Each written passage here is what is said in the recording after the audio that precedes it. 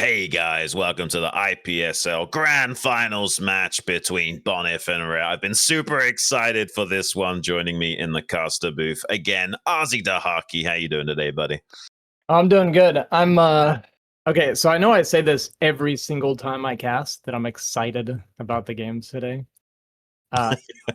This time I'm like genuinely excited. I never like advertise like matches that I'm gonna be casting, but the last couple days of my streams, at the end of my streams, I've been saying like, guys, I'm casting Red versus Bonyth. You guys need to check it out because this could be a banger of a series. And I hope it's not one of those where I'm like super hyped and super excited, and then Bonyth is gonna like 4-0 sweep or something, right? um, but I I hope right not. now I have a lot of belief in Rhett, and I'm not gonna hide it. I'm always openly biased on my cast. I am a huge Rhett fan. I love Bonyth too. Absolutely love Right. Bonyth. Super nice guy, super cool guy. But I'm ready for a different champion, a non-Protoss champion. Yeah, my sentiments are pretty much bang on to that at the moment. I really do want Rhett to win, not only so that we can have a Zerg champion that isn't Eon Zerg, but because he's such a cool guy that's come back to the scene recently. It's super exciting to have him back. He seems to be taking it quite sincerely as well. Like he's putting in the work. He's streaming a few hours pretty much every day. Theoretically, this guy could be taking the scene by storm as the months tick by. It's kind of crazy that we have got him back here. But I also really do like Bonyth, super chill guy. That he is an absolute fantastic player as well. But it's going to be such a weird dichotomy of a matchup. You've got Bonyth, who's so good at micro, and Rhett, who's so good at macro. I really don't know how it's going to play out between these two. Yeah, it's gonna be a fun clash of styles in that sense. And it's funny too. These guys are so good. Like when you say like Bonyth is a micro specialist or Rhett's a macro specialist, it's not to say that they're not also gods at the other thing. They're just like exceptional at those specific things, right? Right. So yeah, we've seen it a million times with Bonyth where it's like he'll be floating like 1400, 1500 during a fight or something, which, at like lower rank, it's like, oh, that's a death sentence. You're not macroing properly. But Bonyth gets so much value out of his units all the time that it's completely fine. Like he wins with this style. Like I mentioned it before and I'll say it again. Like Hawk says, just fight good. And Yep. Bonyth really takes that to the next level. Yeah, I think that's like what sets apart like S rank players from the rest. Like they just trade better, don't bleed units, and that really is the difference maker if you're trying to climb MMR. And these guys do it so well. And you're absolutely right. Like just because you're a specialist in micro or macro, you're still a pretty well-rounded player that can do both things. It's just you very much excel in that other aspect of the game. This is going to be scary, guys. I don't even know what to expect. Both players already joining the lobby. A little bit of a debate about the turn rate. Rhett saying that maybe we should be playing on turn rate 20 just to be on the safer side. I can kind of agree with wanting to be safer. Yeah, for sure. I do know from personal experience, like a little bit of lag can trigger Rhett quite a bit. I experienced it once when my internet was giving me a hard time when I was playing against him. We had some hiccuping and stuff, and that was probably the first time I've heard that Rhett can actually be a little bit emotional sometimes. Like he is an emotional gamer. I think Gypsy has even mentioned this before when I was like listening to his cast of his games against Artosis. And Rhett does this interesting thing where, so Rhett, he doesn't like to like stream or have people watch him unless he's confident, right? And so what ends up happening is like when Rhett gets onto stream, that's like, oh, he's been practicing for a couple months, right? Like Rhett will not get on in the stream unless he's like in pretty good shape. So I'm excited to see him here because for him to be this far along in the tournament, he's taking it serious, at least up to this point. And I'd imagine coming into this, he's probably been practicing pretty hard. He seems like the kind of guy that's gonna train hard, practice hard. And I think we're gonna see some quality out of Rhett today. I think so. And yeah, I mean, that's kind of the attitude of a lot of guys. Like the pros are like that as well, right? Like they kind of disappear from the scene, but they're usually like working in the background, trying to brush up on their skills before they come back and start playing live games again. Tends to be a common thread amongst the competitive players in the StarCraft scene across the board. But it seems like turn rate 20 wasn't quite good enough. So we're going to go down to turn rate 16, just to make sure it's super stable and as non-triggering as possible for these players. It's funny too, because they're discussing what latency to try, and Rhett's like, go 24 high, and Bonyth is like, no, go 16 low. So it's like it comes out like about 10, the same. Yeah, it's like 10 latency difference, 10 ping difference. Yeah, I can't remember the exact numbers, but it is, I guess, slightly different. Yeah. Yeah, I will say in my experience, there's something about like, even though like 24 high doesn't sound that bad, there's something about when it's on high or extra high. I swear it like jacks up the inputs or something too. Like something feels exceptionally wrong when you're not on low latency. I don't know exactly what it is, but I would almost rather play on like 8 low than like 20 high or something. Right. Oh, by the way, On, just to confirm, is this going to be the live game or are we doing another test? Okay, so we're getting ready to actually play now, guys. This is going to get exciting. All right, looks like Rhett's ready. Just waiting on confirmation from Bonyth. He's ready as well. First map's going to be Attitude, guys. Let's get this show on the road. The IPSL, Rhett versus Bonyth, Grand Finals match, game number 1. All right. Spawning here in the top right corner as our red Zerg, hailing from the Netherlands, we have Rhett. Down here in the bottom right, hailing from Poland, the Blue Protoss, previous champion, Bonyth. Yeah, is he the defending champion right now for IPSL? I think so, unless I'm completely crazy, guys. Maybe I am crazy. Yeah. Can we get confirmation on that? Was it Bonyth that won the last season? I'm pretty sure it was, but maybe I'm just insane, guys. That's also a possibility. It's funny because it's like it's hard to say for sure, just in the sense that we're so used to it's bouncing between Bonyth and DeWalt on pretty much everything. Right. So like it's either Bonyth or DeWalt. Oh, my bad. Yeah. It was DeWalt. I completely crapped the bed on that time. Maybe, yeah, I'm just getting I'm getting tournaments mixed up here, guys. Apologies. No, it's forgivable. That's what I'm saying. And Bonyth already, and he actually showed us this, by the way, against Hawk. He hates this map so much that he just goes one base opening, and he's doing it again against Rhett here. He literally is. It was so funny. We saw him do this against Hawk when it was 9 pool speed, and he just went to 10-12 gate in the main base. And we were like, what? It's just because he hates the map, apparently. Yeah. Well, we're going to get an 11 hatch out of Rhett, which can actually fare pretty well against Bonyth's opening. The Bonyth, I assume, although he went for... I guess this was Gate Scout. Yeah, okay. So that kind of checks out.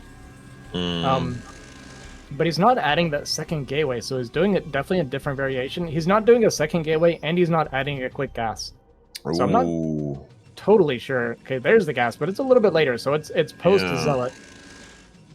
Well, because it's not 2-gate, I think that it's going to be really hard to punish Rhett here. You should be able to defend this just fine, especially with the late scout. Yeah, this should be a-okay for Rhett going forward. We'll see what Bonyth wants to follow this up with the quick tech. You know, could do something bizarre like a really fast one-base Stargate build as possible. Oh, by the way, Ozzy, talk for like 20-30 seconds. I need to grab something. Yeah, no problem. One thing that I'm expecting to see out of Rhett in this series is I think we're going to see a lot of 11 hatch. Bonyth opens a lot of gateway, and because Rhett knows that, I don't think he's going to do overpull very often.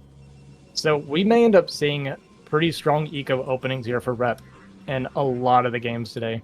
And honestly, when you scout this as Rhett, you see this as Bonyth, you're super happy as a Zerg player in this case. You didn't go overpull. You're going to have this decent eco. Going to have to block the Zealot just a little bit to try and buy some time, to try and minimize some damage, but Bonyth does not get the moving shot, so that drone is at least going to get away for now. Something's going to be popping, but this is Bonyth Zealots with a probe, so this is very, very scary. He always has super strong micro.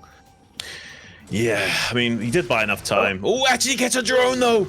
That's pretty huge for Bonyth, and he's going to be able to tuck behind the minerals as well. It's already kind of working out for him. Like, as long as you get at least one drone kill, maybe a little bit lost mining time as well, you'll be pretty happy with how successful this pressure's gone.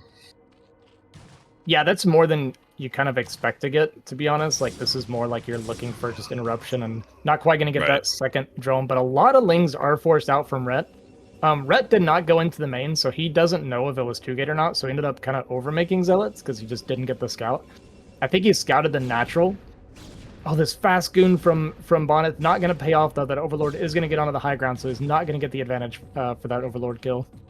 Yeah, we got a really quick robo here out of Bonyth. We might be seeing one base Reavers. Ozzy is going to get all kinds of spicy up in here. I think we saw G5 attempt a one base Reaver play on Andromeda quite a while ago in the tournament, but we haven't seen anyone else try that. Now, let's see what Bonyth can do with it.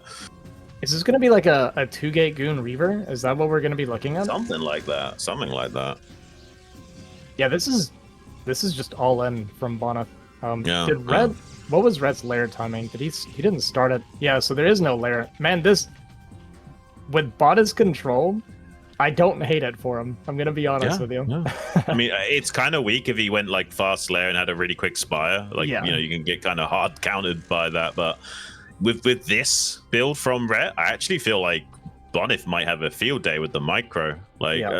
Assuming that Rhett can't play like a god and handle it somehow, I think he's in trouble. Yeah, Bonyth is running into exactly what he wants to run into with this opening. It's funny because when you see one base Protoss, 99% of the time, it's like if it's not like a 2-gate or something, it's really, really fast Corsair, right? This is like normally what you're running into. So Rhett, I think, kind of assumed he was going to run into a Corsair build, which is normal, but Bonyth, He's playing a PvP right now. He's not playing a PvZ. This is going to be so interesting how this actually plays out. I wonder if Rhett's going to get aggressive with his Hydras to prevent the possible expansion from Bonyth. Right at the timing Bonyth is moving out with the Shuttle and Reaver. Like, we're approaching that point where Rhett sees that there's no Corsair coming in. He might feel, I can put on some pressure and deny him from getting a natural expansion. And the Hydras are moving out, Ozzy. Oh. To the 3 o'clock. He actually might intercept. Will he go all the way over to the edge? Oh my god. He's at least going to see it coming. He's not going to catch it, so it's going to get inside. So we're going to have to get a pretty quick reaction here from Red. Is going to get a couple Hydras over here. The Overlord is actually here spotting this as well. So this is good from Rhett so far. If he deflects this without taking damage, I start to like his position a little bit more. Especially if he catches it. If he catches it, John, then that's just game over. Pretty much, yeah. All of his eggs are quite literally in this basket. And Rhett, two Hydras go down to the Reaver, but Rhett knows about it now. So the whole surprise element's completely gone. He's got the Hydras in the main to anticipate this play now. Shuttle speed finishes up. But it doesn't matter. Look at the positioning of the Hydras. He has to rotate all the way down to the natural if he wants to try and find anything. And at the moment, Bonyth is maybe feeling a little bit scared about fully committing. He's actually just going to throw down a Nexus back at home and try and expand. Yeah, I like it, honestly, at this point. Like, you're not going to get any damage. You got a couple Hydras, but he got the information. Rhett sees everything. And we might still get a push out with a double Reaver with an expansion behind it. That's scary to me. Because if Rhett's been pumping only Hydras, which he kind of has been, he's going to have a lot of units for this fight. Oh, no. Ooh, not the best Scarab connection to start things off. And one of the Reavers have gone down. Shuttle is on such low HP as well. Oh, my gosh. Bonyth in a lot of trouble now. Zergling's cutting off a clean path of retreat for this infantry as well. Rhett is kind of rocketing ahead of the curve of this game. Yes, Bonyth has an expansion behind this, but he's lost so much tempo after dropping that Reaver and having most of his ground forces cleaned up. Yeah, it's a shame that Red didn't actually pick off the shuttle there. It got very low, like you said, but if he gets that shuttle kill, I actually think Bonyth could just die here, but because he saves that shuttle, he still has that micro potential with the follow-up Reaver to stay alive. Right. So the game continues, but that is not what you wanted as Bonyth at all. No, it's a clear advantage right at this moment for Rhett.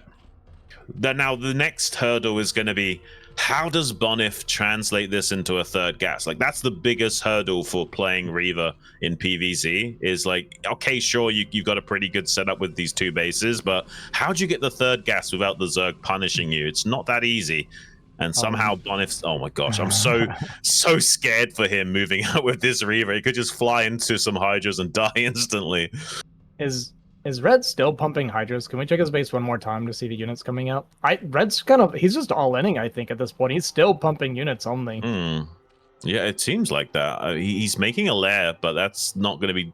It's only just now finishing up. I guess he theoretically could just throw down a Spire right away and try and take a third from this point onwards. But at the moment, yes, he does seem very committed into some form of aggression to overwhelm Bonyth. I don't know if it's the wisest of decisions to try and attack into the natural against the double Reaver, but there's not that much infantry to soak up because of those units dying earlier.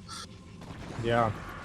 Well, he's just going to go for it, and this is going to be pretty much it. They're going to dive on top of here, but nice pickup there from Bonyth. Going to get as much value as possible. He's also great at targeting with the Scarabs. One Reaver does go down with a great shot behind it. Second Reaver goes down. Jun, we're breaking the natural, and there's nothing left. GG, Rhett going to take game one against Bonyth. That's crazy, because you can look at this as like a complete build order advantage for Bonyth, but it was almost like Rhett had a soul read. It was like, okay, you didn't send the Corsair in, so it's possible you went for that Robotech. I'm going to check the 3 o'clock, maybe try and intercept. And even though he didn't intercept the shuttle, just having vision on that, knowing that it's coming, helped him navigate that pretty cleanly. And there wasn't much Bonyth could do once his army got caught in the middle. Yeah. Yeah, and Red got to open 11 hatch as well. And I don't know if you heard, I think you stepped away when I was saying it, but I think we're going to see a lot of early hatch openings from Red, because Bonyth is so adverse to Forge expands. Not that he never does it, but it's extremely rare. And if you know you're playing against Gate Expand, you actually want that 11 hatch, not the overpull typically. Like overpull's fine, but 11 hatch feels great. Yeah.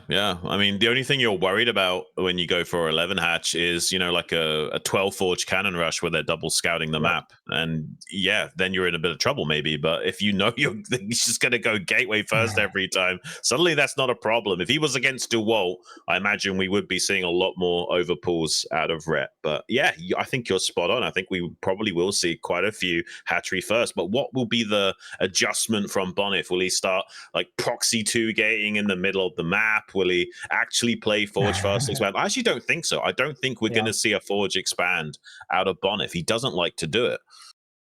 Yeah, I can't say that I've ever personally seen Bonyth Cannon Rush. I don't think I've ever watched his stream or casted a game or anything where I've seen him cannon rushing. So yeah, if you know your opponent is like super adverse to doing something like that, I think the opening choice from Red is really good. There was also a little bit of hiccups there from Bonyth with the shuttle micro. Kind of lost a lot of his Reavers, which is a little bit uncharacteristic how easily they were getting picked off. But his shuttle also, I mean, Rhett was doing a great job like moving forward, targeting, kind of like keeping the shuttle spaced out so he could target. It was good. But you know, from our last conversation with Bonyth when he won in the last round, I don't think he's going to let this jar him too much. I think to him, this map is kind of a throwaway game based on how he's talking about it. He takes it game by game. He doesn't really get tilted or anything like that. And also, I think he just woke up before playing today. So yeah, maybe he's just still like, you know, wiping the sleepy dust out of his eyes. He's not quite fully awake and locked in just yet. But guys, we're going to be going to a little bit of a commercial break just to make sure you guys don't get any ads during the matches themselves. So run to the bathroom, grab some water, grab some fruit, whatever you got to do, and come and join us for that game number 2 between Rhett and Bonyth. Don't go anywhere.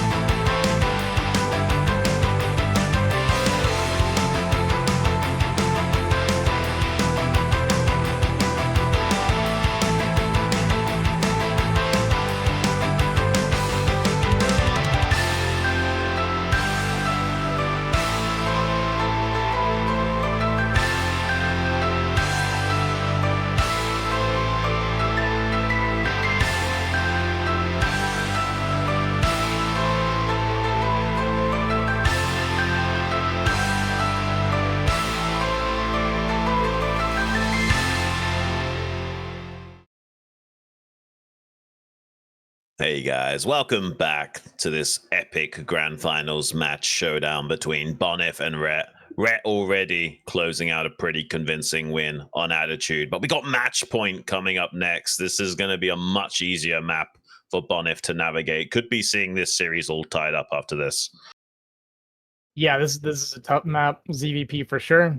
We saw Red also drop this map against Dragon, and it's kind of funny that these are the first two maps we get out of the way, by the way, because Bonyth is like, yeah, I don't play Attitude PVZ, this map is a throwaway, and then Red on the other side is like, yeah, I don't practice match point, this map is a throwaway. So that's kind of the hard thing about being a tournament player. You kind of, if you really want to be a complete player, you have to unveto those maps and actually play them a lot. And it's not fun necessarily, but it's necessary if you want to be a great tournament player. Yeah. Yeah, after you did talk to Red, he did sound like he might actually practice this summer. At least said that he should. I don't know if he really put much work into it yet or not, but yeah, this will be a tough one for Red. Like we talked about, it's already tough for Zerg typically anyway. And then this time we're up against Bonyth on this map, so if Red pulls this game out, he's looking pretty good for the series, I think. Yeah, I think this will be a very telling game if Rhett is able to somehow overcome Bonyth. And Bonyth doesn't like that Forge First style, so maybe there's a way of Rhett navigating this. Let's find out, guys. We're starting now. Rhett versus Bonyth. Game number 2, match point.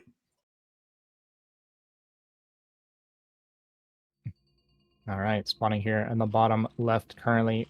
Left spawn of the map currently up 1-0 from the Netherlands. We have Rep. Beautiful intro. Yeah. Up here in the top right, representing Poland. Needs to dig deep and make sure he ties up the series now on match point. It's Bonyth. You know it is when it's like you're talking and you're thinking about what you're going to say a little bit later down the road, and you just skip to that. That's exactly what happened. Yeah, I did it earlier. I was like about to say something like ASL, and I was like, since I went, no, I. Yeah, you catch yourself doing it in the moment. Yeah, it's good. It happens. Yeah, casting is a lot harder than it looks, guys. Yeah. Okay, so I'm expecting more of the same. Rhett might go overpull in this map because it is, if it's an uncomfortable map and it's a 2-player map, you might go like a little bit more like defensive or safe. It's also a very early scout from Bonyth, so even if he wanted to go for an early hatch, it's actually still going to get blocked. Yeah, I think this might be an adjustment from Bonyth. It's like, okay, maybe I can go for an earlier scout just to guarantee denying free value. But look at this from Rhett. He's adjusting. He's taking a quick pull instead.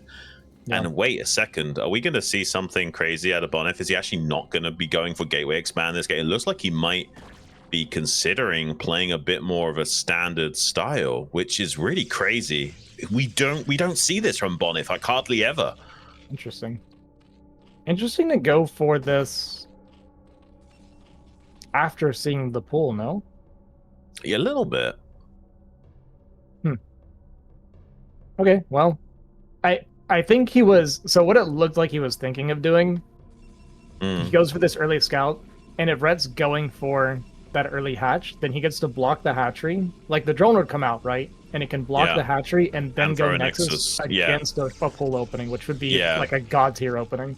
That's what I was thinking as well, but looks like he's kind of adjusting on the fly after identifying that it's not going to be a hatchery first. He's definitely not going to be confident playing this style. Obviously, it's Bonyth. He can probably still manage it just fine, but he's not going to be in his element. You know, his forte, his usual plan of action has been disrupted. Yeah, it's not his like go-to strategy. He still can play Forge Expand, obviously. But yeah, we're so used to seeing him just rely on that Zealot value and Zealot control.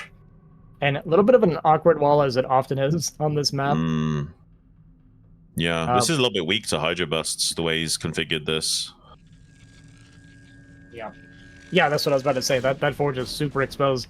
Red actually very slow on the reaction. They're not going to lose the Overlord, but honestly, like 2 seconds later, and it actually would have gone down, which would be hilarious. Yeah, I sometimes don't trust myself. I'll actually put my Overlord on patrol so that if it does get shot, it immediately turns around on its own, just because I don't always trust myself to pay attention. Yeah. Yep. You see that with a observer sometimes as well, for the same reason. It's actually a really good technique. I recommend it to a lot of people, especially if you're not like S rank level players. Like, really saves your bacon on drop units and what have you. Yeah, I can for sure. Okay, well, Rhett going for that 6 o'clock third. We saw this with, I think, Hawk against Dragon as well. We saw Eon Zerg trying it as well. And this seems to be what Zerg is trying to do a lot in this matchup right now, is get this third, which, you know, I'll mention this again. This is more or less, this is supposed to be the Protoss baits late game, surprisingly, and the Zerg is supposed to get the 12 o'clock. So if you get this base early and you get to mine it out, it can lead to you having that eco advantage in the end. Yeah. However, very hard to defend against speedlots because you cannot get reinforcements between your natural and that third base. It is a big double-edged sword, but I kind of like Zerg's biting the bullet and just doing it. I feel like there's slightly more pros than there are cons, assuming you can take it to a late game. But yeah, Bonyth's going to get a little bit of free pressure down here. The drone that pops out isn't going to be able to mine at the bare minimum. Let's see how Rhett is going to deal with this. He's already got a massive train of Zerglings moving down there to defend it, so it shouldn't be too big a deal. Just a little bit of lost mining. Yeah, second Zealot is on the way, heading towards the natural at the moment. If Rhett is paying attention here, he should be able to prevent the Zealot from getting behind the mineral line. This little cycle of the Lings there, and only a single Ling going to go down. That is a great defense so far from Rhett, and we'll see if the Zealot in the natural can get done. And this is what we were talking about, like, just because Rhett's known as a macro player, like, he's still got good micro. That was a nice shutdown on Bonyth's Zealot, but the damage is not yet done. There's the second Zealot coming in to the natural expansion, actually kills a drone. Rhett's turning and fighting, needs to pull away those low HP drones. If he loses another drone, though, oh my gosh, this damage is a little bit painful now. Oh, man. I'm gonna cast a cursed Rhett there. That was not great control with the drones, and that's almost damage enough to make Bonyth feel like, okay, maybe I don't need to worry about not going gateway first. That was plenty of damage. Yeah. Yeah, if you get to go Forge expand like this, and then interrupt that much mining and kill 3 drones with just 2 Zealots. It's crazy. That's not expected, to say the least. Rhett just didn't even know that Zealot was there. He was making more drones, and there was no reaction until his drones got hit like twice before he was like, oh, there's a Zealot killing me. Like, yeah, he just completely missed that move out. It's funny because we kind of, not in the same fashion, but when he was playing against Dragon on this map, he did look a little bit shaky, right? Like with the lack of drone drilling and a few other things. Yeah. Maybe he's just so averse to this map, it kind of throws him off what he needs to do. I don't know what it is, but he does seem to struggle on this map in particular. Yeah. Yeah, we kind of mentioned it once before, right? When you're playing on like anything that's just not natural or comfortable, it's like your whole game gets thrown off, not just the like confusion about the map. I remember for me there was a long time where I couldn't handle the space tile. So anytime I was on the space tile, I was like, I just forgot how to play StarCraft. That's so funny. That's such a weird thing. Yeah. Corsair's actually doing an okay job here. There's only one single Hydra. Doesn't look like Overlord's actually going to go down. If he loses the Corsair, that's not actually that good for Bonyth. But because Rhett didn't target fire that one down first of all, he actually does end up losing an Overlord, but trades off a Corsair and very much weakens another one. So I'd say that's reasonable for Rhett, and that's not too bad. Yeah. Losing 3 Overlords in total does hurt a pretty good bit. We'll see how he defends this move out. This is kind of the typical next step of this build from Bonyth. It's going to be the speedlots coming out. It's only going to be 6, so it's not super scary. Rhett might even just skip a Sunken against this. Got to be careful, though, not to be losing Lings, because you're going to need these for the body blocking and the 6th one. I think the problem is that we already lost drones, so you might still feel like you need to make a Sunken just because, like, damn, if I keep pumping non-stop units, I can't even get up to a good enough drone count. We'll see how he wants to combat this. Looks like it is just going to be a Sim City with unit production. He's got okay drone saturation at this base, but not ideal. Yeah. Yeah, it's okay. I could use a few more, but at least not going to be taking any damage yet. So Bonyth sees that. He sees all those Hydras behind that wall. Going to pivot here potentially to the natural. There's not a lot of Hydras here, though, at the moment. There's like more Zealots than Hydras here, which is pretty scary for Rhett. Yeah, this looks dangerous. This looks seriously dangerous. The Rhett could be in a lot of trouble. Like, he's pulling the army back from that third base up here to defend, but I'm not sure it's gonna matter. He needs like god tier drone drill. He's trying to attempt to do that now, buying valuable time for more and more Hydras to show up. But honestly, the drone's paying off pretty good. Does lose a couple of them in the process. Now the Zealot's going to cycle into the main base to put that other mineral line under threat. Yeah, that was actually better for Rhett than I thought it was going to go. He's still going to lose some drones here in the main, but takes a lot less damage in the natural that I thought he was going to. And a big part of it is he didn't lose any Hydras. Like, he did lose a few drones, but his Hydra count is super high right now, and Bonyth has to respect that because that is a scary amount of Hydras. Our storm timing, I imagine, is going to be good back at home. Actually, there's no Templar out. Okay, no, there is two. Okay. And the thing about Rhett is he's obviously a macrocentric Zerg, so he always has, like, you know, more than one per patch saturation in those bases usually. So after losing those drones, he's still got plenty to have at least one per patch and maybe a little bit more. So yeah, I don't think that really hurts Rhett too much. He's actually ahead on supply as well, RZ. All things considered, I think this game is shaping up better and better for Dutch Zerg. Yeah, I think so. I think it's actually been going really well for him, which is, like, Bonyth has gotten pretty good value out of his units, so it's hard to say exactly where it's going so, like, right for Red, because he's lost a fair amount of drones, he's lost a few overlords.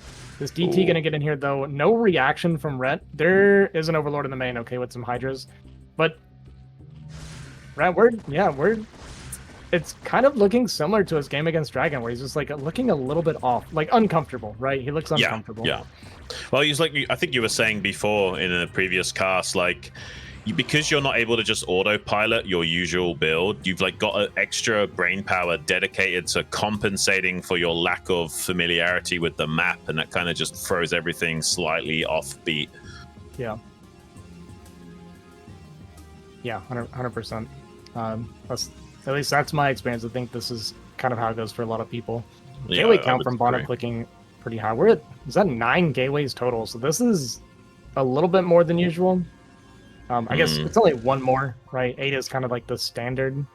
I have seen Bonyth before where he was, like, in a bad position and he just, like, 11 gated on 2 base and just went all in, basically, and it worked. So with the extra gateways, he might really feel like he's not getting enough done. Yeah, maybe he just wants to try and run it down with a really solid timing attack. Usually that's what 9 gates indicate. I guess some players might do it if they feel like their macro cycles are going to slip a little bit, so you want to compensate as well. Pretty big critical mass of Hydras has been achieved, though, by Rhett, so these Zealots are not going to get the value they necessarily were looking for. It's always good, though, for Protoss to have an active threat of Zealots out on the map. But can he hold on to this third base? He's only just now starting to pump goons. He's got 4 Templars, should be enough high Templar energy to keep these Hydras at bay, assuming that there's no perfect storm dodging here from Rhett. Even a couple of Lurkers to buffer as well against these Zealots. This is a bit of a challenging threat that Bonyth has to overcome. Needs to make sure all of these storms are not wasteful. Yeah, second storm actually does miss it a little bit. The first one, decently, but is at least going to be able to clean up both of these Lurkers pretty easily. And he's got a lot of storms behind this. Going to double storm the eggs here. We're going to see an instant cancel from Red. I actually like that call because those are going to die to the next storm. So just going to save that income at least. But this is a great trade here from Bonyth while taking his third behind it. Yeah, this trade went pretty damn good for Bonyth. I like that he's guaranteeing safety with this Dark Archon, just so there's no possible avenue of a Muta switch diving in here and sniping a bunch of High Templars. And, you know, Bonyth's looking better and better in this game. Like, before it looked like Rhett was maybe going to run away with it, but I don't think so anymore. This looks really good for Bonyth. He's actually going to put a lot of pressure onto this base at the 6 o'clock. Rhett has hardly anything down here, and he's going to be forced to come back home to defend or go for an all-in counterattack if he tries to sacrifice this base. Neither one of those things seems ideal. Yeah, not great. Are we loading right now? Are we doing a drop? Yeah, we're dropping. Okay, I was wondering. I was like, our army's not moving. What is the plan here? So he's sacking this base at this point. I think this was kind of an unexpected move from Bonyth. I think Rhett thought, you know, you just took this third. You know, my army's around. You're not going to go for this push. But he is down here. He's going to sack this third. And we're basically going to all in on the gateways here. And if Rhett can kill the gateways and the production, he can still win this game potentially. But this is going to be a tough fight.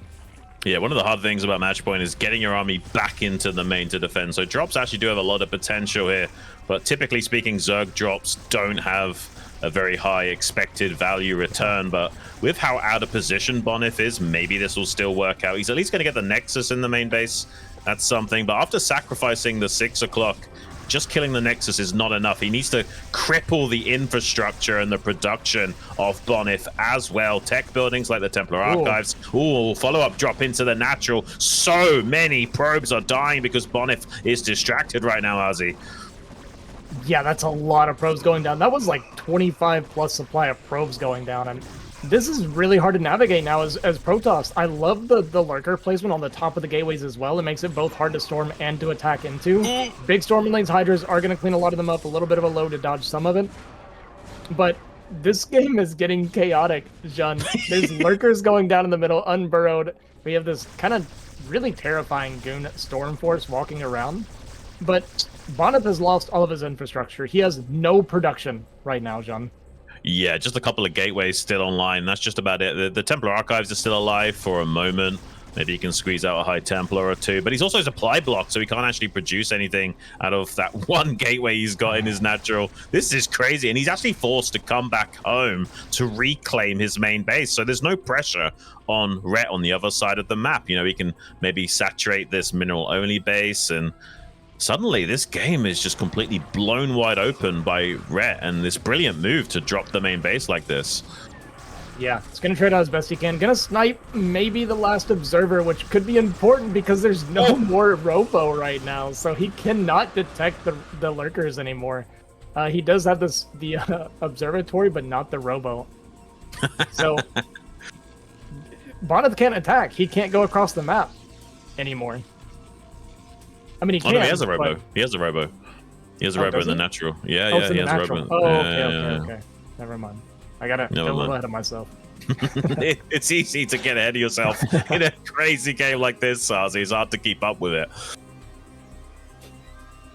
Is this going to be a lurker drop? Yeah, lurker drop here behind the 3rd mineral line. Jean, we don't have the observer, so this is going to stop the mining here. We're going to have to force out double storm here. Yep. Which is, you're happy with that, I think. You even up their mining, you kill a couple probes, even a zealot or two went down, and you get 2 storms out of it. That's great value for one lurker. And you have more chance at wrestling away this high ground control now. There's already a lot of Hydras in position and a lot more Zerg streaming across the map. That's a massive maelstrom, though. Just not enough High Templars to take full advantage of this. He will finally get some blankets of storm down, but here comes a massive pain train of additional Zerg showing up for it, trying to overwhelm the force of Bonyth and take away this high ground control. There are quite a few cannons here at the mineral only, so maybe he can hold on at this choke point. But Rhett is in the driver's seat right now. Yeah, he's going to pick off a few of the Templar there, but big storm there defensively for Bonyth is going to keep this base alive. And a lot of his army went down, and we don't have production right now for Bonyth. He has, like, no gateways. He's rebuilding the gateways in the main right now. But yeah, it's only 2 more gateways coming down, 2 more here in the natural, so we're still on 1 gate production. So Bonyth is still quite a bit away from being able to push out on the map again. That standing force was about all he had going for him. Rhett, in the meantime, took that top left corner as his new 4th base. Yeah. I love the Spire. I love the Spire right now. Did we kill the Dark Archon? No, the Dark Archon's still alive, yeah. Okay. He's got enough energy, yeah. So he's still reasonably safe if he gets the Wombo combo off, but also could just use the Spire to make Scourge to snipe the Observers. That's totally a valid play as well here for Rhett. But he is hurting for gas. He needs to get this Geyser taken in the top left stat, because Bonyth is retaking that main base. But look at this, another drop in the main base. Oh my gosh, the Stargate's just going to go down as well. And maybe even a gateway. Oh my gosh, he's going to kill a gateway. Oh, that storm's pretty juicy. Oh, man. Yeah, that's a high-value storm, and we're at that stage where unit value is really important. But he did try to focus down both gateways, it looks like. He did kill one of them, which unironically cuts Bonyth's production down by like a quarter, which is crazy. At 17 minutes, yeah. Yeah. But that was still like a high-value trade for Bonyth. But Red's supply looking really solid right now. He's just kind of keeping up the pressure in the harass. He does have this top left base. I agree he needs to get that gas online. But killing more probes, denying mining yet again. Storm, they're going to be on both of the lurkers. Do we have the second follow-up storm? We do, so both lurkers going to go down, but I mean, Bonyth is kind of just getting picked apart a little bit. His main and natural are going to be mining out pretty soon, whereas Ret is still growing. Oh, the cannons are getting overwhelmed, Ozzy. He is enough for a Maelstrom. He's going to utilize it now to try and shut down this aggression, but such little unit production is coming out from Bonyth, so even if he does clear this wave of Hydras, there's going to be another flood breaching him in just a moment. I don't know, Lurker being... Dude, Red is being so annoying in this stage. Just the constant, like, drops and multi-prong and Lurkers. They did a couple storms, did eat a little bit of one, but dodged the second one pretty good, and we see this a lot when Zerg gets this position on your third base. When you're playing Protoss, it gets really, really hard to break out of this. Yeah, but to be fair, Rhett is not taking this gas in the top left. He's kind of like semi-all in, trying to ramp up the aggression and take advantage of the tempo he sees. So if somehow Bonyth can hang on to this and stabilize and stop this harassment of the third base, maybe there's a little bit of hope, but it does look pretty bleak for him. The fact that he's not really able to mine that optimally, he's got hardly any probes at all of these bases. Yeah. He's still reestablishing his infrastructure. It looks like a very comfortable game for Rhett to navigate. He's going to dive in to those cannons now, one of them falling in short order. Another Maelstrom Stormcomer. These storms are very valuable, but he's drying up with energy. Yeah, that's his last storm coming down, and there's not much left, but I think there might be just enough to still hold on a little bit longer, but he is scrambling. Every unit super precious. A bit of a miss. I think it was like a target fire or something from that Dragoon. Red gonna jump on top of that. There are no storms left, so the Hydras can start to try to micro around here a little bit. They were pretty bruised up, so quite a few went down for that, but I mean, Red's just leaning into him. He's got like 2 drones in the top left. We are just rallying units to this high ground. He's just gonna keep fighting them out here. Yeah, only 3 drones in that top left, and has no interest of trying to turn this into a normal macro game. Wants to see if he can just lean on the gas pedal as much as possible and close this game out. And eventually, maybe he can start to break Bonyth. But Bonyth is stabilizing. The longer this goes on, the more hope there's going to be for Bonyth turning this game around. Yeah, he's actually gaining in supply. He is about to dry up, so he's got to make something happen soon. He's about to be on just this one base mining with a very, very low probe count. Going to try to push into the high ground here, but the Lurker's finished up, so it's going to push that back, as it is mostly a Zealot heavy army. And I kind of like what Red... I think Red's thought process is, I don't have a high eco either, but you're about to dry up. So if I just keep fighting you here, you're going to run out of steam. I think that's what we're going for here. Yeah, it certainly does seem like that. And once again, with the pressure on the low ground with the drop and from the ramp high ground, just completely leaning on Bonyth non-stop in this game. Bonyth's had a lot of good answers in response to this aggression, utilizing what few units he can muster. But you have to wonder if eventually Rhett's just going to break him. I don't know if Bonyth can keep this up at this pace. He can't even mine at this pace right now. Yeah. Yeah, he has to try to figure this out. He's got to find a solution. The natural's mined out. The main will be going pretty soon as well. And I don't know. I think Red's getting it done. Even though Bonyth was like kind of gaining, a little bit of ground as far as supply goes, Zerg's not going to dry up anytime soon. Like, Zerg can do this with what he's got for an extremely long time. So Bonyth needs more than just to stabilize. He's got to get out and get that high ground reestablished, and I just don't think he can anymore. Yeah, I mean, Bonyth is clutching at straws, trying to keep this game together. Like, he Maelstrom before he even had energy for the storm, and it ticked over to 75 just before the Maelstrom can run out. He's hanging on by a thread, and maybe he can somehow turn it around, but it looks so dire for him, especially with the lurkers in position to deny the mining. He has to get this base online. He just can't at the moment. Rhett pressing the issue. If he overcommits to this and eats a massive storm after massive storm, there is a little bit of a hope here for Bonyth, assuming some mistakes from Rhett, but he's also storm dodging reasonably well to keep the energy as low as possible on these spellcaster units. The amount of value that Bonyth has squeezed out of this defense is insane. Like, a normal Protoss would have died so long ago against this pressure from Rhett. Yeah. Even a DT sneaking top left, actually going to be able to clear that mineral line, and there's no way Rhett sees that with what's going on. So that whole mineral line is gone.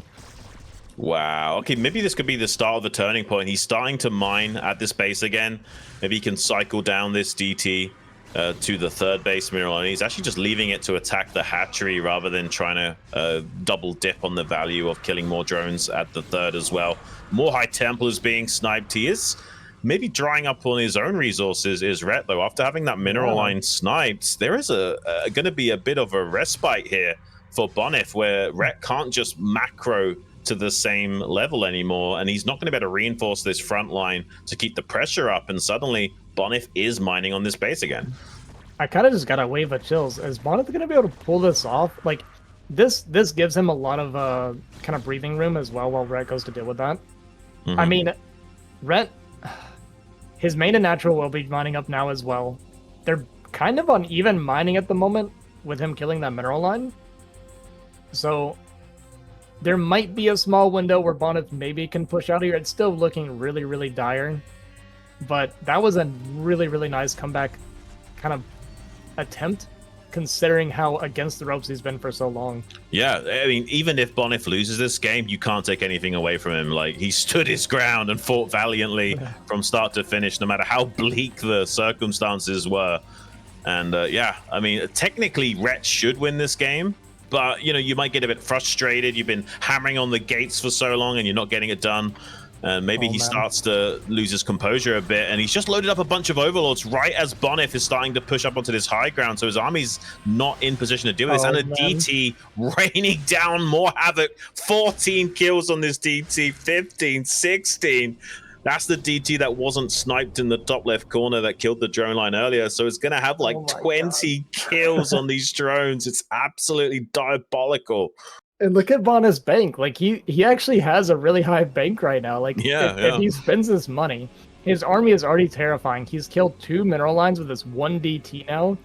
And suddenly this pressure that Rhett was putting on Bonyth, it's gonna end. He can't go across the map anymore. He's too far behind on eco. He can't keep rallying hydras. He needs to replace his drones. He's got to deal with his DT. Bonyth gets that high ground. He starts a bottom right corner fourth. And is this gonna be a drop on the bottom right? Yeah, it looks like it will be. Yeah, the way he's moving the overlords, that definitely seems like a drop. I think he knows that Bonyth is going to try and take this base, so wants to try and get a cancellation on that. Unless he's going to drop behind the mineral only. Okay. Yeah, he wants to disrupt the only mining that Bonyth currently has going for him, but I don't know that he can deal with this army from Bonyth. That is a scary army. He's got 3 Templar that have the energy upgrade, a lot of goons, even though we're fighting on that high ground, but we're going to get this drop here. This is Bonyth's entire mining as well, but Red's entire mining is top left, and I don't know if they can stop that army, Jean. He's not watching either a couple lurkers go down for free. This has been an absolute slugfest of a game. I mean, usually you see like a battle of attrition where everyone's getting mined out, but not in this fashion. This has been navigated in a totally unpredictable way. Absolute chaos from start to finish. He's denied the mining here from Bonyth, but is it enough? Like, he's completely exposed back at home. Drones are evacuating. I don't know. Is he like making a ton of sunkens in the top left or something? Like, okay, just lurkers are being morphed. Maybe he can lurker egg the ramp as well to buy some more time. I don't know. This doesn't look like he's going to be able to hold against this army in the top left, though. Yeah, we see some storms going down a drone drill. Not sure exactly where they're going, but Bonyth looks like he's going to break this. And man, I love games like this. I love games where in a 1v1, both players are dead. Like, this is the best kind of StarCraft. Yeah, this has been wild, man. I really thought Rhett was going to close this out, but no, Bonyth is going to be the comeback king and even out this series. Absolute cinema. I'm so blown away. Like, pretty much every other Protoss that isn't a pro gamer would have died to this, and Rhett taps out. That's got to be frustrating, Ozzy. It's frustrating for sure as Rhett, and that might be one of the most insane comebacks I think I've ever watched before. Bonyth was so dead in the water, but this godlike hero DT with the 19 drone kills completely cutting Rhett's economy and taking the pressure off of him. After godlike defense, by the way, like one less like high value storm and Bonyth completely breaks at that third base. Man, invisible men are just so OP. Like, just one unit can completely turn the tide. Crazy, man. And I don't even know what to say about that. I'm kind of speechless how well Bonyth managed to come back from that situation. He literally had like no gateways producing units at one point and was hanging on with what little he had already on the field. Just barely managed to make it happen. Oh my god, this series is probably going to be one of the most epic PvZs we've had in the foreigner scene for a very long time. Yeah, what a banger of a game too. Like, how exhausting of a game is that for both players, right? Yeah. Man, it sucks too, because like I know how it feels from both sides, right? Like as Rhett, you're like kicking yourself right now. It's like, how did I lose this game? The difference between 2-0 and 1-1 is insane, especially on match point if you get that map as a Zerg player. Whereas on Bonyth on the other side, it's like, huh, that was cool. Like, I just won a game that I have absolutely no business winning. Yeah, it's a shame, man. I think this series would look so different if Rhett had won on match point. Now I think it's going to be a real back and forth slugfest from start to finish. I think a game 7 is extremely likely at this point. I think maybe a 4-2 was possible if he had won on match point. I don't think so anymore. He's also going to be a little bit psychologically rattled from how that game went down on match point. It's going to be tough psychologically from here on out. Yeah. Yeah, like I said, I've heard a little bit about Rhett. I don't know like how true it is. I haven't personally seen it, so hopefully he's not too rattled and too messed up from that game. But yeah, that was wild. Absolute cinema, Arzi Dahaki. And looks like we're ready to jump into our next game as well, guys. Hope you're enjoying the show. We certainly are in here in the casting booth. Bonyth versus Rhett. Game number 3. The map. It's going to be Sylphid. Let's get it, guys. All right, ladies and gentlemen, spawning here on the left side, we have our Dutch Zerg. Hailing from the Netherlands, we have Rhett. And down here in the bottom right, putting on such a monstrous show of what a comeback, representing Poland, evening up the series. It's Bonyth. Man. Crazy. That's crazy. What a crazy game, man. I mean, we expect Bonyth to win on match point, but not in that fashion, right? Yeah. Man, just the decisions from both players in this game, like the sack the third, go for the counter drop, kill the economy, or kill the production, like, and then just Bonyth just holding on, like literally like 5 or 6 units at times, just holding on to that third base, like one Templar coming out with a storm, like over and over again. This is crazy. Yeah. What a crazy game, man. And if like one storm whiffs in a bad moment, that can be enough to lose, right? Like everything has to be so precise. And unfortunately, Rhett just couldn't get it done. Okay. Man. Gateway first here from Bonyth is what we expect to see. It's much more comfortable style for him to work with. What will be the build order of choice here from Rhett? Looks like it is gearing up to be a hatchery first build. Yeah. It's going to barely get there in time before their probe gets there. So this is part of why 11 hatch feels kind of nice. Although, technically you could have 12 hatched, I guess. Yeah, the timing was off, right? Like the drone went out way too late to make the hatchery, which is, understandable. You've just had a pretty exhausting game. You're a little bit rattled from it. You're bound to make a few small glitches in your build order while you shake that off. All right, so yeah, pretty standard. This is what I'm expecting a lot from Rhett, as I mentioned before. I think we're going to see a lot of hatch openings. I love the adjustment. I think it's really, really smart. And the question will be, how much value can Bonyth get out of this first Zealot? A lot of times you'll see the first Zealot kind of go to the map and maybe not commit, especially against Overpool. But I think this will run in the main, and then we'll see if that second Zealot wants to join up or maybe go tuck somewhere, look for the third, that kind of thing. But it's going to be basically Bonyth looking for a lot of interruption and kind of keeping Rhett from getting too comfortable. Yeah, he's looking for a drone kill, but even if you just deny a little bit of mining, sometimes that can be more than enough to give you a little bit of compensation facing off against the hatchery first. And ooh, drone interception, trying to slow down the Zealot, but Bonyth was paying attention, immediately starts punching that drone as soon as it blocks his path. Yeah. Moving up to take that third there at the kind of high ground spawn. Gas coming down. Third's going to be a little bit late as well. Just some small hiccups here. Slightly denying the mining here. Zealot going to tuck behind with the probe. This is a pretty standard positioning, but there's not as good of a spot actually for the probe to tuck as there are on a lot of maps. Yeah.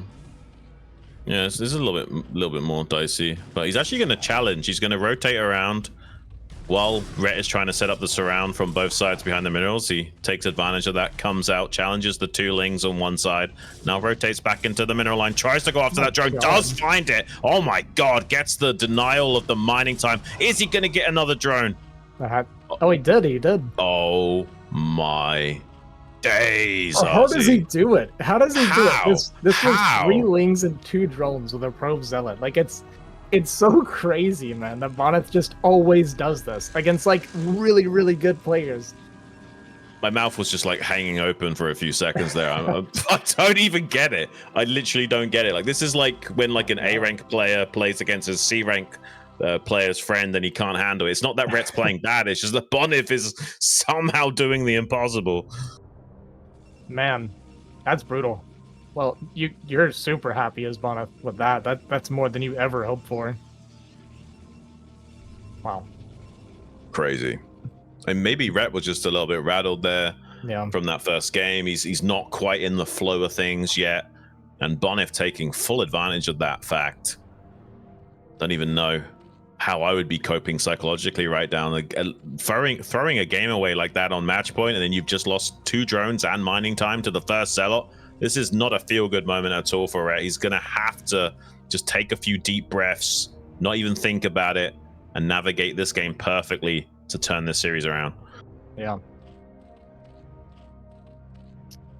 Man, I like feel for Rhett right now, to be honest. It's rough, right? After that second game losing, and then you got this start right here, it's a little bit tough. For sure. And these 3 zealots are going to go uncontested into the main, or into the third, while every single one of these speedlings are chasing this. We're floating 2 larvae, going to go up to 3 here potentially soon. And dislodging these 3 zealots is going to be a pain, John. This is very StarCraft-esque. Like, you make a tiny mistake where you can't quite surround the Scout Pro perfectly, and you get frustrated, so you run it down all the way into the main base, and suddenly the Zealots come in to the third. Like, theoretically, you could just leave, like, 1 ling chasing that, but it's hard to let it go. You do tend to tunnel vision on your task in those situations, and yeah, Bonyth should get a pretty good trade against these lings. There are some drones to try and help out, but if he loses any of these drones in the process, that's not ideal. He's going after the weak drone. He catches it. Oh my gosh. Just the king of squeezing value out, man. Just always. He always gets that little extra little bit, but it's tilting too, man. Like, it's like when someone does this to me and we're like, we're both bad, okay? My immediate thought is, do you think you're good or something? Like, that's funny. But Bonyth does it every time, man. I swear, he always gets that last hit or that last little poke that like gets that extra value. That's just like, man, can you stop? Like, just stop. It's like when you're playing a much better player and they just don't let you get away with your build order. You know, they just hiccup you at every possible junction in the game, so you never can even play the game you're used to, so you get even more crushed than usual. It's crazy. What can you even do? And you have to pay so much attention to it too, right? Like, even with Bonyth like floating this Corsair around this Overlord, like dancing around, like, it's so hard to play the rest of the game while you're trying so hard to protect this one Overlord. Yeah.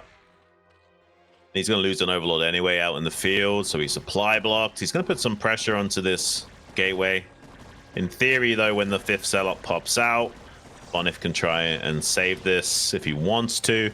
If Rhett's paying attention, he can obviously dance back as well and cause a bit of a problem for Bonyth. Let's see if he just gives up the gateway or if he'll challenge this. Is he gonna let these cannons finish? This feels like an overreaction. I don't think Rhett's making more. Yeah, a little bit. I mean, I don't totally hate it. He's not seeing that many drones at the 3rd, so he's maybe wondering, is this a Hydra all in? Did that +1 finish, or did he cancel it? Yeah, cancel. Yeah. For those of you that don't know, if you don't cancel your upgrade, you actually do not get the full refund when the Forge dies, so remember that. I found that out after about 20 years of playing StarCraft, so... Plus, it's good to get the money back quicker anyway, so you can, like, plop something else down ahead of time, you know? Well, the Corsair harassment's still not over. Oh my god, there's a drone popping out, so we actually might theoretically be able to catch an Overlord before the Corsair dies. Oh, it's close. It's close. The extra Hydras show up, and both Corsair are going to go down without getting the Overlord. One hit away. Okay. Damn. A little bit of... Yeah, a little bit of respite there for Rhett. Finally something going right. Yeah, I would say that's like a feel-good moment. If I'm Rhett right now, I'm like, okay, everything else has gone horribly wrong, but at least I got those 2 Corsairs. That's not too bad. We can work with that. Bonyth actually going to go back into Corsairs too, so that's going to eat into his Templar count. It might just be one for scouting, actually. That's probably what it is. No, he already has one. So he's... Man, I'm surprised. Okay. Cancelled. Okay, now that makes sense. Now I'm less surprised. I was like, I don't want to call somebody out that's like a million times better than me, but I was very surprised if we were going to go into Corsair production here. I'm going to just chalk that up to like, a little bit of sloppiness on his macro and like delaying doing that, Yeah. Well, we actually do have a game on our hands. Like, it is still pretty good for Bonyth, but honestly, Rhett killing those 2 Corsairs, he hasn't lost too many Overlords. Suddenly, it's not as dire of a game anymore. Still needs to play pretty solid to overcome the monster that is Bonyth. But yeah, I would say this is a very playable game for Rhett. What's the saturation at the 3rd basic like now? It was struggling for a little bit. It's like 1 per. It's not ideal. It's not great. It's like bare minimal. So many larvae. There we go. I think that was Hydras too. I don't think that was drones. So he's... I mean, I could be wrong, but based on how much the money went down, we were floating a lot of larvae. I think this was all Hydra, so he's pumping a lot of units, I believe. Well, he's oversaturated the natural and undersaturated the 3rd as well, so he's got some smoothing issues. Like, he could transfer 2 from the natural to the 3rd, and things would not be as much of a problem. But yeah, he's a bit distracted at the moment. Are those mutas? Can you make muta? Maybe. That's what they are. Yeah, those are mutas that popped. Okay. There's a Dark Archon, though. There is a Dark Archon. But it doesn't have energy yet, I don't believe. So there could be a small window here. Yeah, it's getting close, but maybe he can get in here quickly. The cannon was finished warping in as well, so gonna open up an angle on these probes once he kills these 2. Dark Archon kind of waiting off screen. Does do a storm onto those. The Mulus actually gets the 2nd storm off there, softening them up even more. But how close is this Maelstrom? It should be just about ready. Okay, there it is. And these are a lot of dead mutas, Ozzy. Well, this is the scary thing about going with mutas. You don't see the Dark Archon before it Maelstroms you. So you kind of have to like be able to figure out where it is ahead of time, or yeah. But he didn't like know for sure that there was even a Dark Archon out. But unfortunately for Rhett, really nice cleanup there for Bonyth. One technique you could have done is like kill the cannons, then you fly out with half your mutas and just leave like 4 or 5 to harass probes and bait the Maelstrom out. That is something you can do, but it requires a bit of extra attention. And right now, Rhett is just making sure his macro beats are on point, so I can understand him not attempting to do something like that. Yeah, well, that kind of scares me for right now. Bonyth has a pretty scary unit composition. We dumped a lot of resources into the mutas that basically got no value. They got like 1 Templar in the cannons, essentially, which doesn't really do much for you. Has 1 single muta trying to be annoying, but Bonyth is going to be pushing out here now. Rhett does have a pretty strong arc. There's not actually much Templar. There's 1 more Templar on the backside. And it gets a pretty decent storm. Going to soften them out quite a bit. The Zealots and Goons here going to fight at the choke. Rhett is actually pushing into the cannons here very aggressively. I don't think this is going to be a good fight for Rhett. No, I kind of understand the thought process when you know he's kind of light on storms, but it's not quite enough. Okay, but Bonyth is fighting away from the cannons now. Yeah. And has to pull back.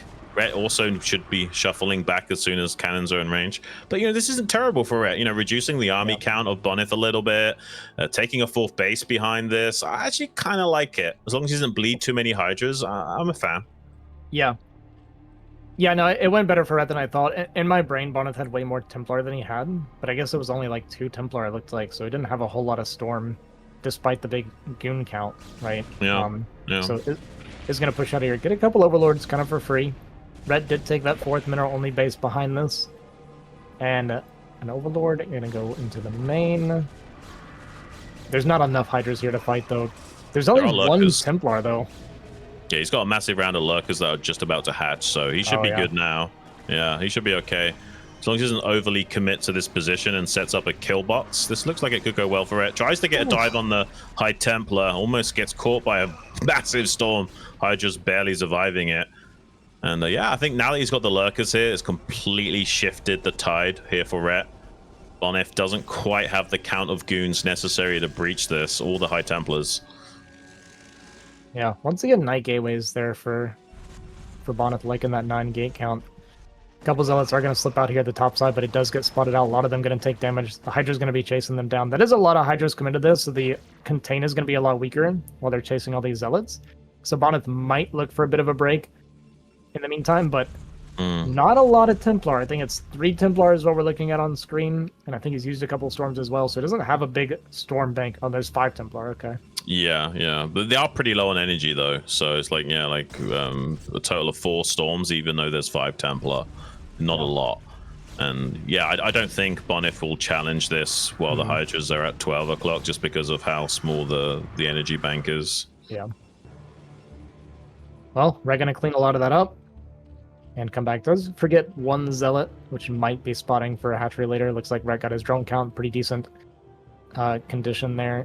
And we're going to just see a constant rally of units, I think, at this point. Another great storm there from Bonyth. It's like a half good storm, actually. It looked good, and then Rhett kind of stepped out of it.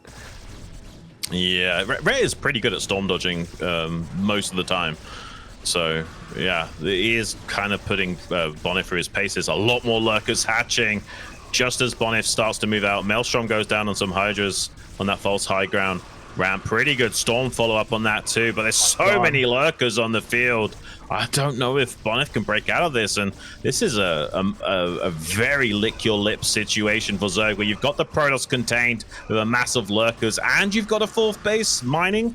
This is a wet dream for Zergs if they can maintain this. Yeah, the goon count's really low too. It's extremely Zealot heavy, so even though the supply looks okay for Bonyth to fight into it, he doesn't have the right unit composition. These Zealots cannot go into that. They will get eviscerated if they walk into that Lurker line. Yeah, I mean, the pathway to this false high ground is still kind of open. You could try and purchase up there with some goons and kind of attack from the side of these Lurkers. Maybe there's a way of breaking out still once he finishes up a macro cycle or 2 on pumping out goons. It is possible, but it's still not easy for him to achieve that, and Rhett knows that. He's going to keep cycling units up to that false high ground to challenge from that angle. All right, here we go. Bonyth going to go for it. Goon's kind of leading the charge initially here, and Hydra's going to be flanking here from the top side. The Lurker count does get dwindled down quite a bit, but the reinforcing Hydra is going to get here to kind of support these Lurkers. But Bonyth is kind of breaking out. A few Zealots going to move through. A lot of the Lurkers going to go down. He's going to break this position, but he doesn't have a lot of army left. And his mining's done, by the way. Like, this is a do-or-die situation for Bonyth. His main is mined out. His natural not going to be very far behind that. So he breaks out, but does he have enough steam to push through and kill Red? Because Red is on a lot of hatchery production. Yeah, and this is a low yield base at the natural 3rd false high ground as well. Not a lot of minerals and gas there. The gas only lasts 5 minutes. So it's not the most ideal base to take, but you can use it as a springboard for additional bases, like the 3 o'clock or something, to get another 3rd gas online. Rhett has tried to take a 5th base here at the false high ground towards the 12 o'clock as well. Maybe this army is just barely big enough for Bonyth to put some pressure onto Rhett, but I think the macro engine for the Zerg should be good enough to thwart anything Bonyth can throw his way just yet. Yeah, this doesn't feel good as Protoss, Jean. He's only got, I think, like 1 Templar. He may have had a couple just reinforcing join now. He has to get some sort of value. Yeah, he's got 3 Templar. Because he's on 1 base mining, right? He's long distance mining this 3rd. That's all he's got going for him, whereas Zerg's bases aren't going to mine out anytime super soon. I love the flank here. Going to go for the Templar, but great Maelstrom going to protect this Templar and clean his Hydras up. Bonyth is going to be able to deny this 1 base, at least, so that's a victory for him to start here. He still has energy for another Maelstrom as well. If he catches another big clump of Hydra, that could be a typical one. That's a beautiful storm on the northern flank as well.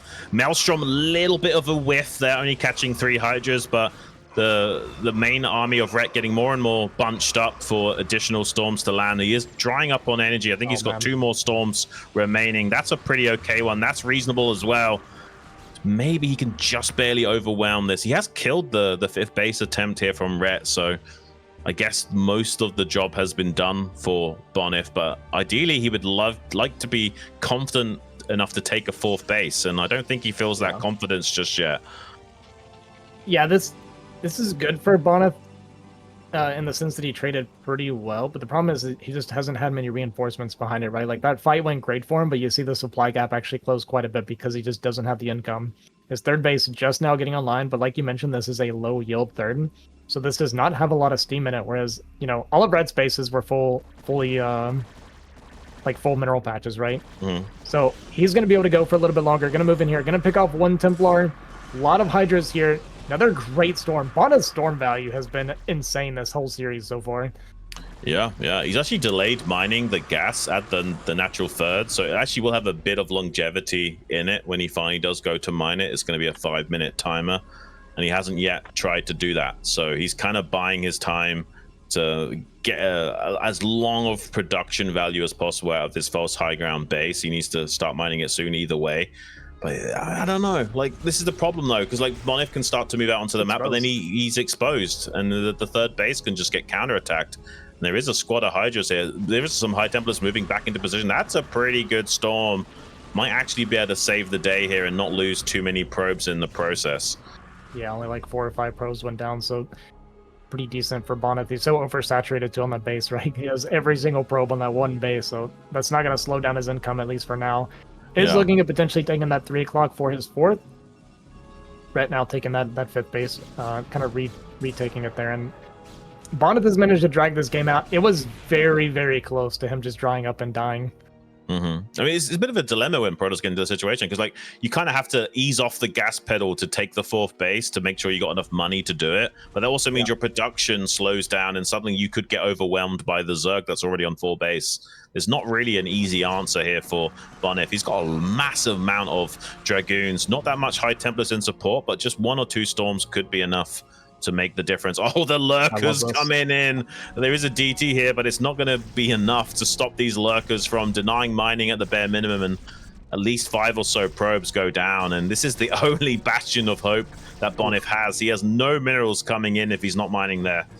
Yeah, this is a great play from Rhett. Going to disrupt the mining for a little bit, and that base not mining means Bonyth had 0 income for several seconds there, which is extremely painful. So that was a nice little play. Those 2 lurkers actually paying off pretty well. Like you said, killed a few probes, but the big thing is that delayed mining actually hurts him quite a bit. We see Rhett now catching up in supply for the first time this game, I think, that he's had even supply. Yeah, he's beginning to eclipse him in that supply. And having that disrupted mining just makes it all the more difficult to take that 4th base finally. I don't think Bonyth can even think about it right now. I think he needs to maybe keep the gas pedal pressed down and just hope for the best. See if he can kill this 5th base yet again. It's a bit desperate from Bonyth, but there's not many easy answers in a situation like this. He's just going to try and see if he can squeeze in here and put pressure onto this 5th base. There's so much Zerg units, though. If they are bottlenecked up, maybe there's a little glimmer of hope for Bonyth, but not that many High Templars, just 3, not enough Storm. And look at this surround from Rhett, isolating this army into this 12 o'clock position. He is forced to fight and is going to get a pretty good trade out of it. And still with the good Storm dodging as well, with these Hydras drying Bonyth up. Dude, that looked so terrifying on the minimap. The amount of Zerg that was coming towards this army was crazy looking. But, you know, Rhett doesn't get a great trade, but he gets to defend this base, and it just got like super saturated, right? So that income from that base is going to kick in immediately now. And I think we're going to start to see Rhett kind of explode in supply a little bit. Yeah. We're making Ling, so I assume we're going into Hive, or we have Hive already. No, this is still just Battle Zerg mode, yeah, for Rhett.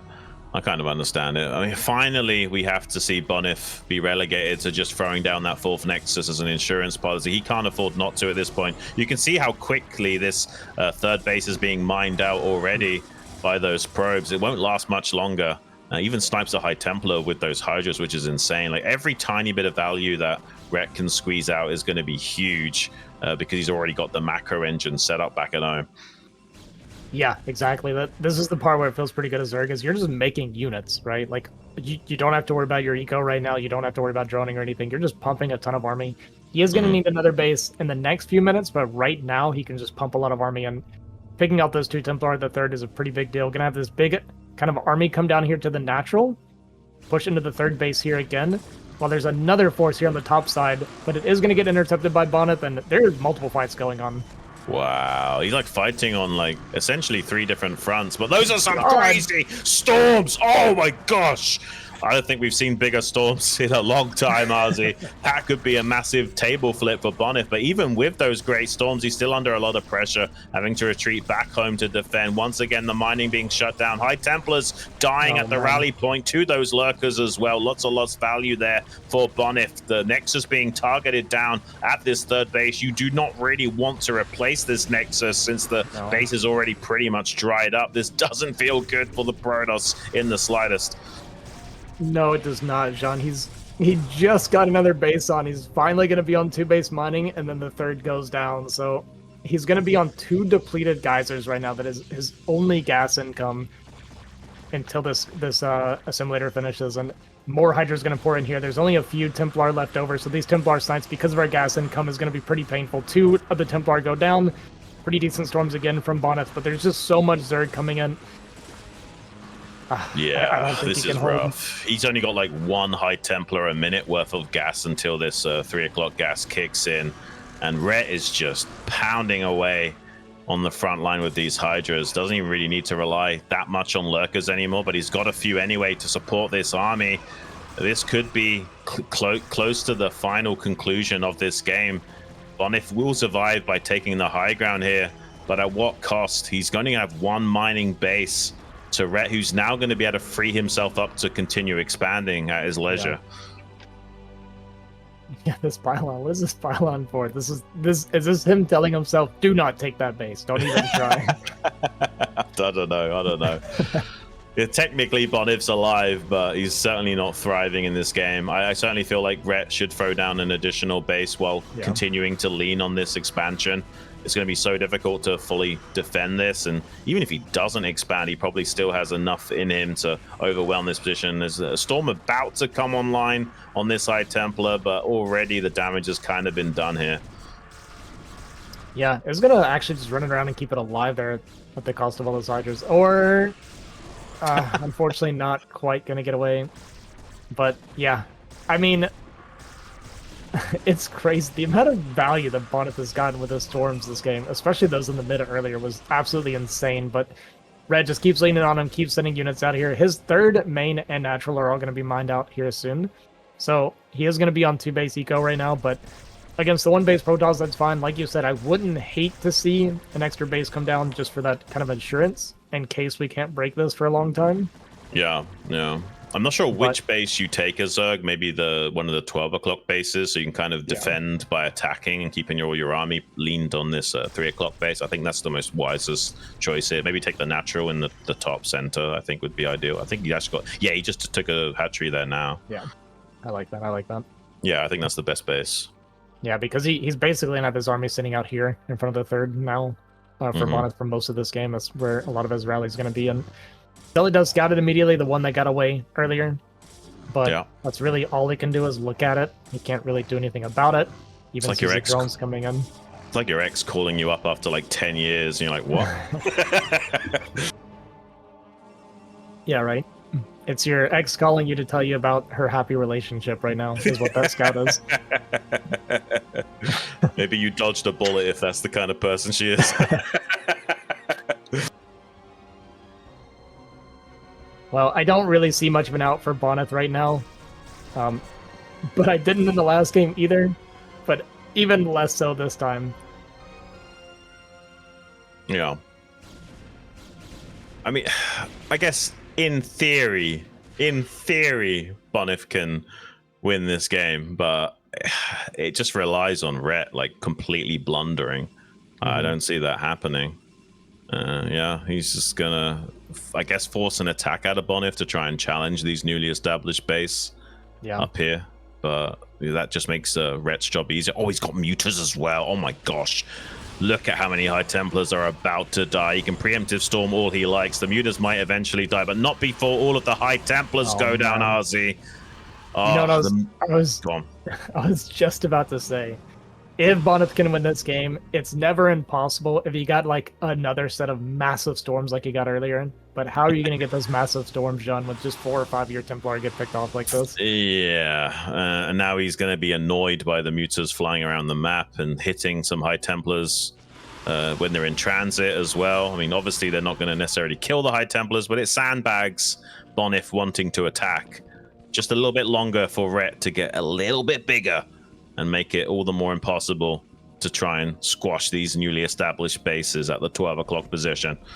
Yeah, Bonyth can't let this go, right? He cannot let Zerg have these bases. He's on just one base eco, so he has to attack into this, and this is kind of what you were talking about. Rhett's forcing Bonyth to come to him instead now, and here comes Bonyth. He only has 2 Templar, though.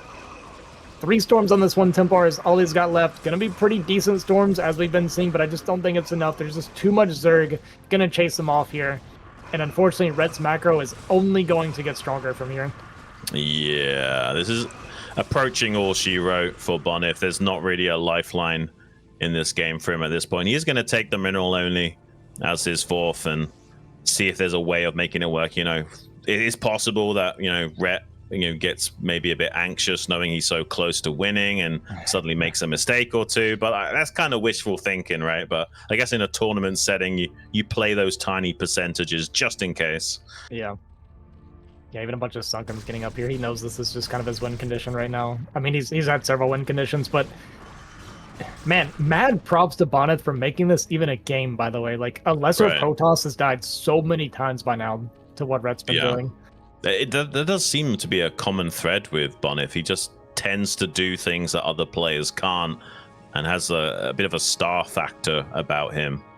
And it's honestly quite crazy. I don't know how to really explain it either. He's got a good supply. He's going to wrap around and kind of circumvent some of the defense here from Rhett. So he's at least going to be able to kill this base. It does mean that Rhett's still on 2 base mining, with a little bit left on the mineral only. But he's more or less finished mining this base anyway. But if Bonyth kills this, and he's mining the mineral only, he's, like, kind of on equal eco again. I guess so. I mean, assuming there's no counterattacks at this newly established 6 o'clock base, like, that's one easy route for Rhett, is just, as soon as this army's committed out onto the map, you just counterattack the 6 o'clock, and that should be good. But Bonyth is one of those, like, natural talents in the StarCraft scene that kind of knows how to identify win conditions, no matter how dire the situation is. So at the moment, he's doing just fine, and Rhett is struggling to hold in the center of the map. He doesn't even have the opportunity to counterattack this 4th base of Bonyth. What are we watching, RZ? Like, is Rhett actually going to lose this? No way, right? Jean, I think Rhett might lose this game. There's no way. This is crazy. This base is going to get denied. He does not have enough forces to defend this. And we've also been seeing that 3-3 versus 2-2 problem that you have a lot of times with this composition. Yeah. And the amount of value the Bonyth is getting is pretty insane. He's on that 2 base mining. Zerg also only on 2 base mining after this base. And that is not favorable for Zerg. Bonyth has a supply lead. He's got the upgrade advantage, so the supply is even more powerful than usual. He isn't going to commit to killing this. He doesn't want to overstay and lose these forces, at least. But I think Bonyth, dare I say, he's in a favorable position now.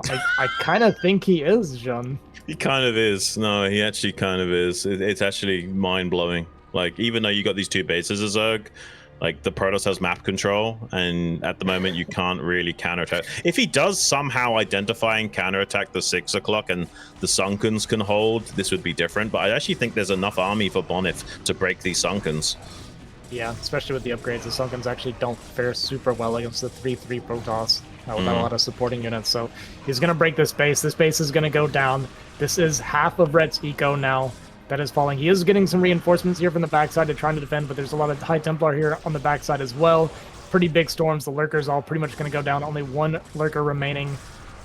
And we have had 2 crazy comebacks in a row, I feel like, from What are you even thinking if you're Rhett right now? Like, this just is crazy. He's got his hands off the keyboard. He looks a little bit shaken, maybe talking to himself a bit. GG is called. How did this slip through Rhett's fingers? Looks like Rhett's even going to take a break. He's getting up out of the chair. I think he needs to go wash his face and hands off that game because that was dirty. I don't even know what to say, Jean. What do you do now? As Rhett, what do you do? Like, what more can this man do? He can't just get Bonyth out of the game. This is crazy. This feels like the meme where it's like he can't keep getting away with this. You know, like it's insane what he's able to do. How is he coming back in these games? Every other Protoss would have like given up mentally like ages ago. Well, if you guys needed evidence that getting value out of your units is important, I think these last 2 games like really drives that home. Mm-hmm. We've talked about it a lot. Like, if you really want to push yourself to be one of the greats like these guys and actually hit an S rank level, like the most important thing is trading and not bleeding units. If you can do those 2 things right, as well as hitting your build order, you'll probably hit that rank. And yeah, Bonyth just gives us a masterclass on why that is the case. I'm so blown away by his ability today.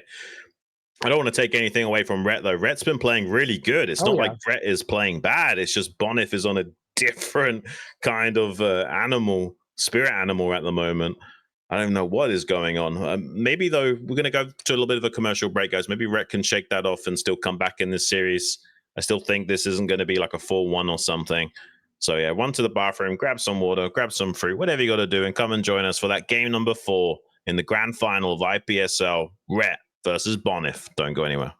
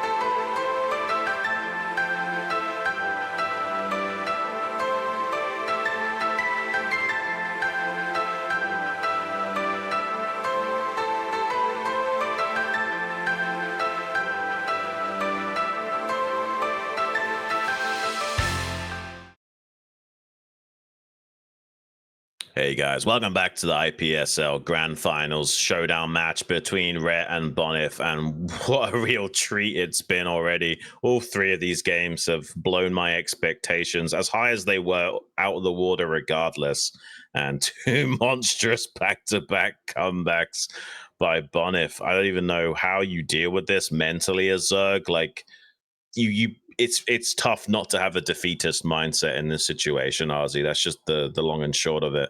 And but Rhett is one of these guys that is capable of bouncing back. I think it's very possible that he'll figure something out. But it does look crazy that Bonyth's able to do what he does.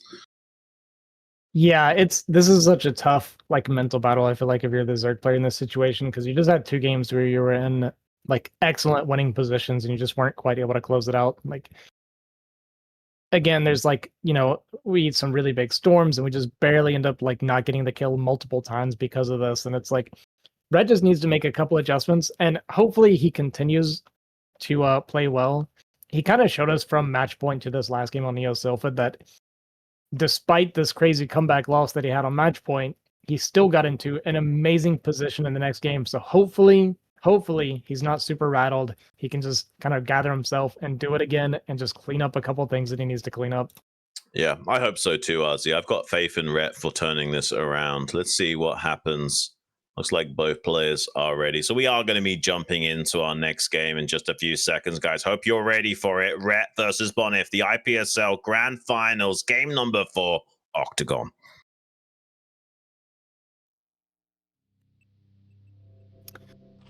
All right, spawning here in the bottom left corner, losing the last two games. Gotta regroup and show his skills here. We have Rhett, our Red Zerg from the Netherlands. Up here in the top left, doing the impossible, representing Poland, leading the series 2-1, Bonyth. Oh boy. I'm tired. I'm exhausted from watching these games. Yeah, no, seriously. It feels like I've already casted a best of 7, yeah. We're already on game 4, just starting, and I feel like we've already done a whole series. Man. All right, what do we do? What's the adjustment from Red? Is it just more the same, but just clean it up some? Or do we actually get a change of style now? I don't know. I think it's easy to sit here and be like, oh, he should just be playing Hive Zerg, blah, blah, blah, blah. But I actually don't think so. I think that we just clean it up. We just don't take as much early game damage and build, tempo in a much more organic way rather than forcing ourselves to trip over ourselves to get ahead of the game. I think this is doable for Rhett. He just needs to clean up, not get shaky in terms of his mindset. And I think this is doable. Yeah. No, I think so too. I see a lot of people in chat saying that Red just needed to go Hive. And it's easy to say, after the game is over, oh, if he had just done this, he had won. But if you look at what Red did, literally, if he has, one more good Storm Dodger, doesn't need those, massive storms in middle, just really simple things that are not super hard to clean up, then Red actually wins this game instead. So I don't think it's a stylistic issue that Red's had, or an execution issue necessarily of the build itself, but rather the controller, the micro. Yeah, the style has helped the comeback occur because of the 3-3 upgrades versus the 2-2, for example, of course, but that doesn't mean that the reason you lost the entire game was because of that. Yeah. Yeah, for sure.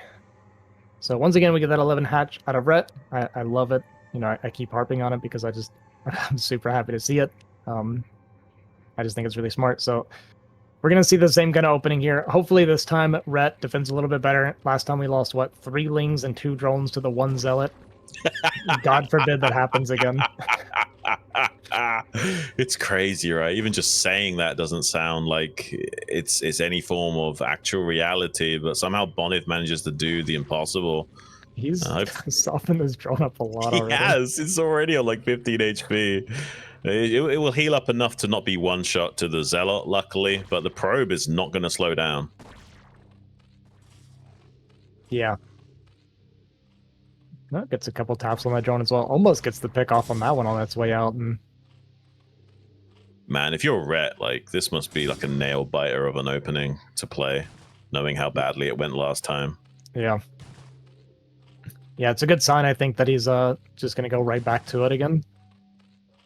Not, you know, kind of deviate from his game plan here. A lot of lings are made. Going to be able to kind of get this around here a little bit and clean this up. Actually, a pretty good angle for the lings as well. Gets 2 on 1 there, so much better defense. 2 lings, 0 drones. A little bit of lost mining, but that's kind of part of what you expect. And now we have finally a good first 3 minutes for Red. Seems like the adjustment was to go straight into 8 lings, just so that there's no hope of the Zealot coming back out from behind the minerals and doing what he did in that previous game on Sylphid. Yeah. So it's cut into his drone production ever so slightly, going instantly up to 8 lings, but it's not that big a deal. It's way better than losing the drones that he did last time. Exactly. Yeah, and these are lings that he'll have for the next Zealot defense, basically, right? Yeah. So they're not. It does eat into the eco, like you're saying, but at least they still have some value being out on the field as well. I mean, you kind of have to go up to 12 lings fairly early against gateway opening. Now that he's killed the first Zealot, I guess more like 10. So yeah, he's gonna have to eat into his economy either way against this opening from Bonyth. So I don't mind him skipping over an early drone just to guarantee that everything's tidy in the early game. Yeah. He also has a nice. He got that first scout as well, so he gets to see the move out very early this time. So unlike last game as well, he shouldn't be caught off guard with the 3 Zealots showing up at his 3rd or something and getting into a good position and getting that good trade. So yeah, this looks much more comfortable for Rhett. Gonna spot these Zealots moving out, and he sees the path and everything. So this should be no problem for Rhett. Yeah, I think this is going to be a-okay. Much better opening than we had on Sylphid. It's easier to criticize people's decision makings 15 minutes into the game, but the reality is the first 5-6 minutes are actually probably what got them into a bit of an awkward spot to begin with. Yeah. Imagine these lings should be popping pretty soon. Yeah, there they are. Gonna get here just in time. Is this enough lings, though? Yeah, gonna pull some drones to actually help with the fight a little bit, and Bonyth does a great job of fighting backwards. Gonna get pretty good trading here again. Gonna get a drone kill as well. But here come the reinforcing lings. Gonna be able to clean this up now. Yeah, still a pretty good trade for Bonyth, but the main thing is we didn't have to sacrifice more than 1 drone in the defense. So yeah, I think Rhett's gonna be feeling reasonably confident about how this all pans out in the end. I think this is a very comfortable hold for him. Losing 1 drone at that junction also way less impactful than when he lost the drones previously. Yeah, it's okay. Also bold of you to say that only 1 drone had died while there was still an 11 HP Zealot from Bonyth alive. Yeah, right. The whole mineral line is in danger, Ozzy.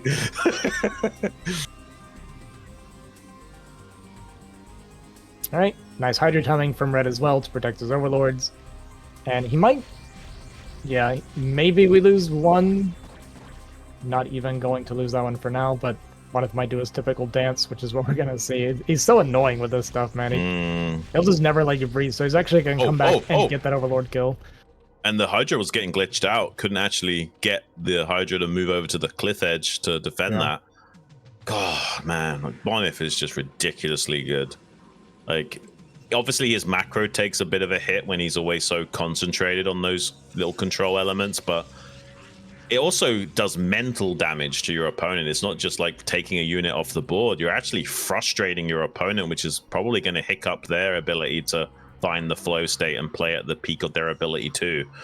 Yeah, that'll eat into the drone production for Rhett quite a bit when he wanted to be making drones. Ends up floating a lot of larvae because of it. Hydra's going to be coming out now, and I like his way of defending against this air to make 2 Hydras just for each overlord, but Bonyth doesn't let him get away with it. It probably works against most people. He sends Zella move out here right now, and there's not very many Hydras out. Are these reinforcing Hydras going to 3rd or drones? Okay, it's Hydras. Okay, good. It's still a little bit awkward. I mean, 6 Zealots versus 6 Hydra. He's killed his own drone. He did. Big mistake, and he's forced to utilize the drones to try and create a bit of a sim city. And if Bonyth starts targeting down these drones as well, that's very painful for Rhett. He's going to clean up these Zealots, but already taking a big hit to the overlords and drones on the ground in the process. Not the smoothest of holds, and more Zealots are showing up to try and capitalize as well. Yeah, the Sir going to come back in and finish off that Overlord too. As the DT comes in, this is perfect execution from Bonyth. Holy. I almost swore there, guys. I'm so flabbergasted by how good Bonyth is playing. Again, it's not really Rhett playing bad. It's just Bonyth out metagaming him with these timings. And yeah, I mean, you're absolutely spot on. Like, sometimes you get comfortable playing a certain type of way against your usual opponents on the ladder. But when a guy like Bonyth comes in, he completely shows you that there's actually holes in your play that weren't previously exposed. God, John, he gets so much value out of everything. 2 transferring drones, gets an extra Hydra too. He's gonna lose the DT, but this was so much damage. Red is in terrible. He's in trouble. Yeah, I kind of want to like build Rhett up a bit and say like, oh, he's still okay. He can just make drones, transfer them. It's not. It is a really big deal. And he just swore again, RZ. This game is like completely blowing my mind apart. Triple Zealot about to run into the natural as the Hydras are moving. Are you kidding me? Are you kidding me, RZ? What are we even watching right now? They can deny the mining and then cycle into the main, so the Hydras have even a longer rush distance to come back here and defend as well. Yeah, Bonyth has kind of reached his flow state, it feels like. Just everything's going right for him. The timing of everything is perfect. I mean, this is a 3 Zealot move out that goes undetected. Gonna be able to start focusing down the Spire, and it looks like it's gonna go down, right? Yeah. Oh my gosh. GG. Yeah, Rhett just wasn't feeling like attempting to drone drill to save it. Maybe a bit. I think he's focused so much on trying to keep it together mentally that he's not firing in all cylinders, you know? I think there's DT killing drones. Something was killing drones.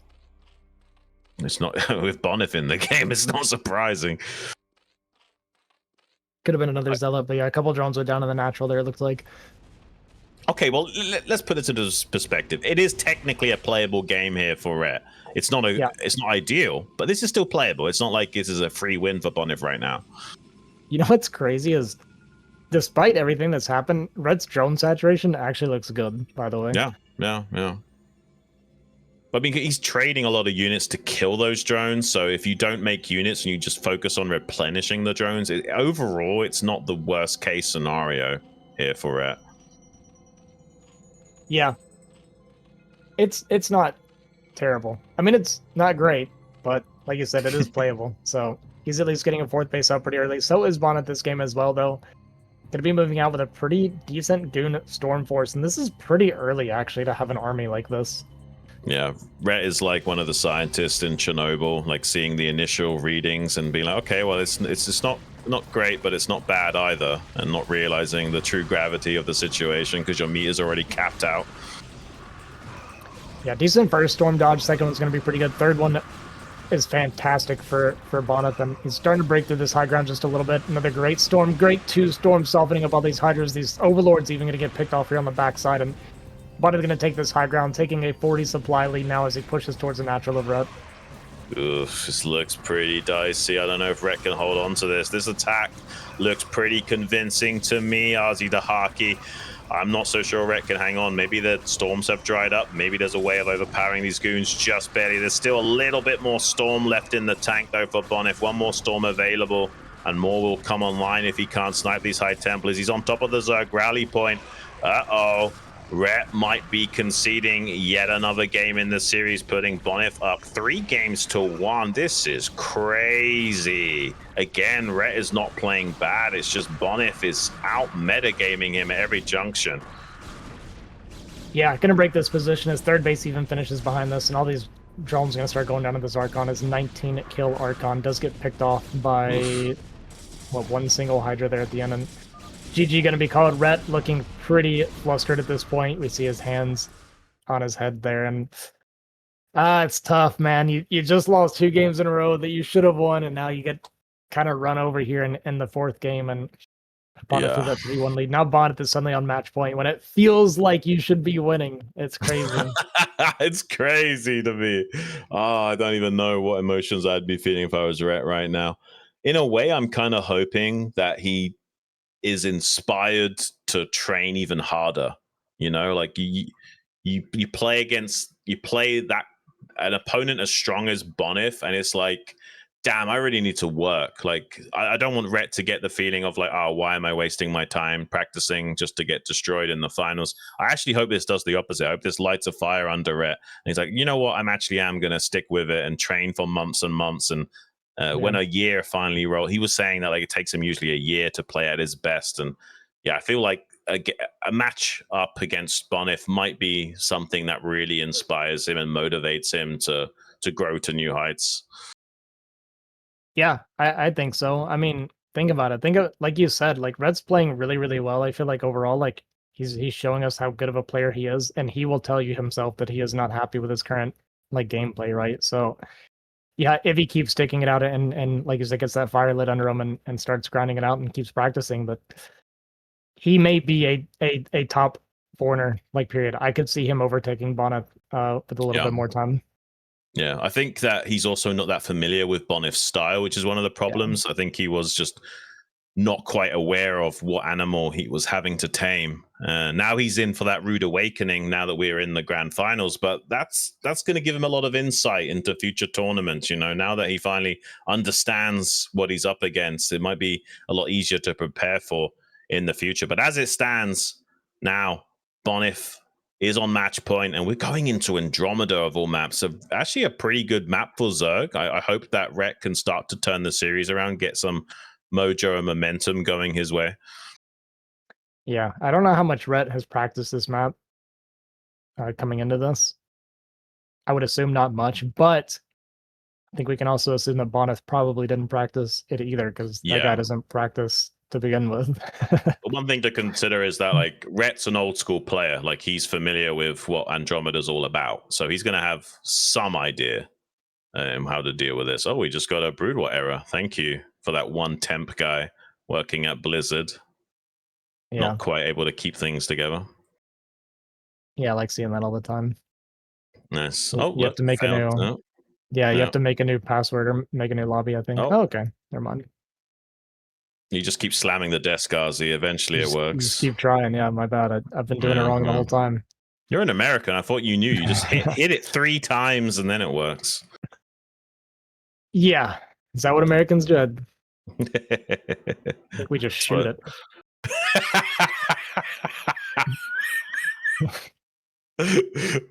Rhett versus Bonyth. Game number 5. Andromeda.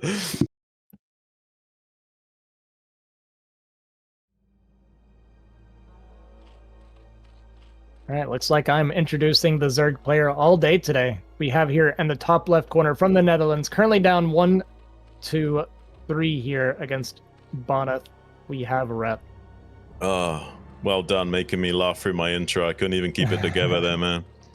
I really do get your dry humor. It's funny to me. Anyway, down here in the bottom right, leading the series 3-1, currently on match point, the Polish beast Bonyth. Ooh. All right, see what our players have in store for us here. Weird map usually means weird things. Doesn't mean that it's gonna happen. Rhett to me seems like someone that will do something normal anyway. Yeah. Bonyth, on the other hand, he can get a little bit spicy. I feel like he's become kind of prone to being spicy a little more often here in the last several months. Yeah. I mean, I guess when you're as good as he is, like mixing it up for fun might not be the worst strategy. You know, keep the game as fresh and interesting for yourself as possible and get a little bit creative with the build order choices. And we talked about it before, like this isn't actually a bad map for potential Reaver play. So maybe we could be seeing a Reaver Sair build out of Bonyth as well. And that is the most hilarious gateway expand positioning I guess you have to go for here if you want to take your natural Andromeda. Mm-hmm. Okay. What do you think we're going to see out of Bonyth? Do you think is he a fast third? I feel like Protoss usually doesn't really care to take that mineral only like super quick, right? No. It doesn't do a lot for them. No. Yeah, there's no point. it's not a gas base. Like if it was a gas base, I could see like quickly getting into it for like heavy goon Templar. But yeah, without that, I don't see the point. It's just a good like insurance policy to like know you're gonna get a free third base after doing a 2-base setup. Yeah, we did see Hawk take a game off of Bonyth on this last week in the semis. Yeah. With a pretty cool play. That was a fun game too. That one got wild too. Yeah. Honestly, we've had quite a lot of really good PvZ series here in IPSL. I've been enjoying it. I'm so glad we avoided any mirror matchups to close things out. Been having a blast. It's going to be cross spawn as well, right? Which is going to favor Red a little bit more as well. So he's going to be able to get his lings out a little bit earlier and maybe a little bit less lost mining time.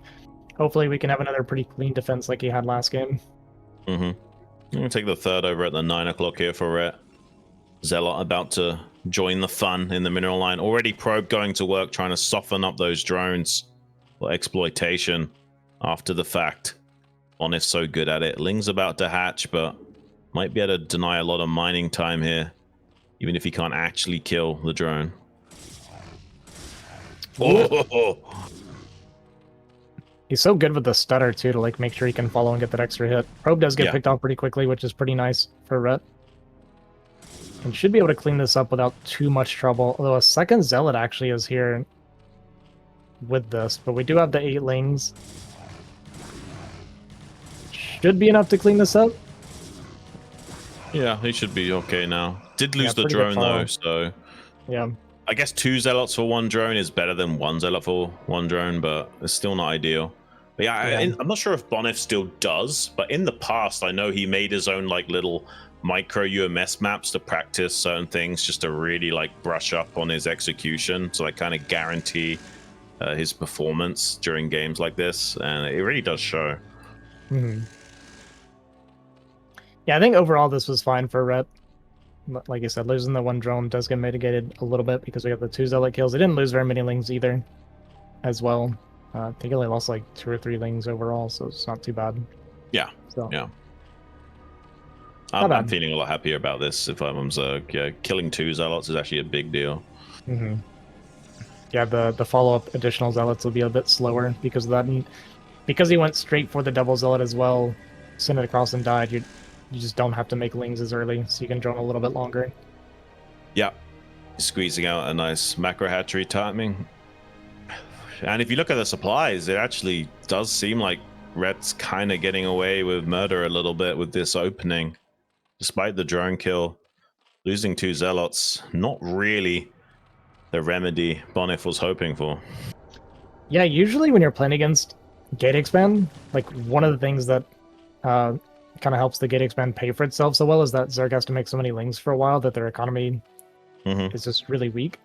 Right. At least for the first several minutes, but because of this double Zealot cleanup, Ret's actually been able to drone pretty well. And normally you see Protoss like up like 10-15 supply pretty early because just the economy from Zerg is so bad in the beginning. But yeah, hanging with them this early is actually really good luck. The Probe, unfortunately for Ret, does get inside and gets the full scout of exactly what's happening. This is the first Spire opening we've had from Ret in the series, so he is trying to change it up a little bit, but not going to catch Bonyth off guard, unfortunately. Yeah, let's see what he can do.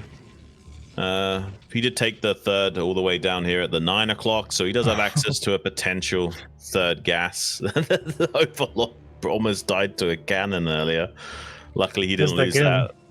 Oh, the goon, my bad. Yeah, my bad.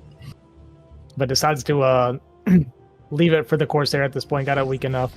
Actually worried that staying for that extra 1 shot could have cost him the goon, so... Yeah. These tiny little micro adjustments from Bonyth are always so hilarious to me. He's like, it's okay, with a little moving shot, it doesn't actually slow down the Corsair at all to finish that Overlord off.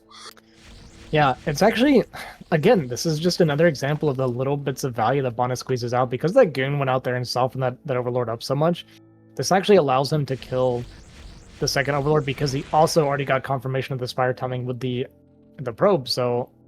This is just that additional little bit of value. He scouts to see if there's any Scourge popping. Yeah. Scouts a second gas, and then he's going to go back home. I think that's one of the most interesting things about Bonyth as a player is he doesn't usually like make major adjustments to his build based on what he scouts, but he makes adjustments based on his attack timings, how he utilizes his units. Like his decision making with his units is just so exceptional, identifying these tiny little branches from the decision tree that he can go down to fully exploit everything that the Zerg has overstepped. I get so scared when Bonyth gets to play Corsair, by the way. He always gets so much value out of them. I feel like I've seen him win so many games just from killing so many overlords with his Sarah that I always get really scared when I see Meta opener against him. Yeah, it's kind of weird. He's kind of like he has like a bit of snow in him in terms of like his ability to control Reavers and his unit engagements. But I also see a few other inspirations in him, like Bisu's Corsair control. I see some of Mini's thought process with how he's utilizing his timing attacks. He doesn't go so far as to optimize his build orders like Mini, but I see like little drips and drabs of the pro gamers inside Bonyth. Yeah, I think so too. I would agree with that. Here comes the typical kind of Zealot Sarah move out that you see a lot with this build, so it should be +1 Zealot and a group of 5 or 6 Sarah. Looks like +1's not quite done yet, but could be finishing here pretty soon. And he's going to look for trading against kind of the units, maybe get some overlords, but there's a lot of Sarah here, or a lot of Scourge action. The Sarah not being controlled after everything we just said, and all the Corsair going down except for one. I love the multiple Sunkens as well for the defense, and this is a fantastic cleanup for Rhett. Wow. I don't think there's any higher expected value that can be had from that fight, short of the army being on a move command. Like, wow. Finally, we see the stars aligning for Rhett, and you know, I don't think it's likely, but I think he's capable of a clean sweep comeback. It's going to be really hard, but I think he's capable of winning 3 games in a row here.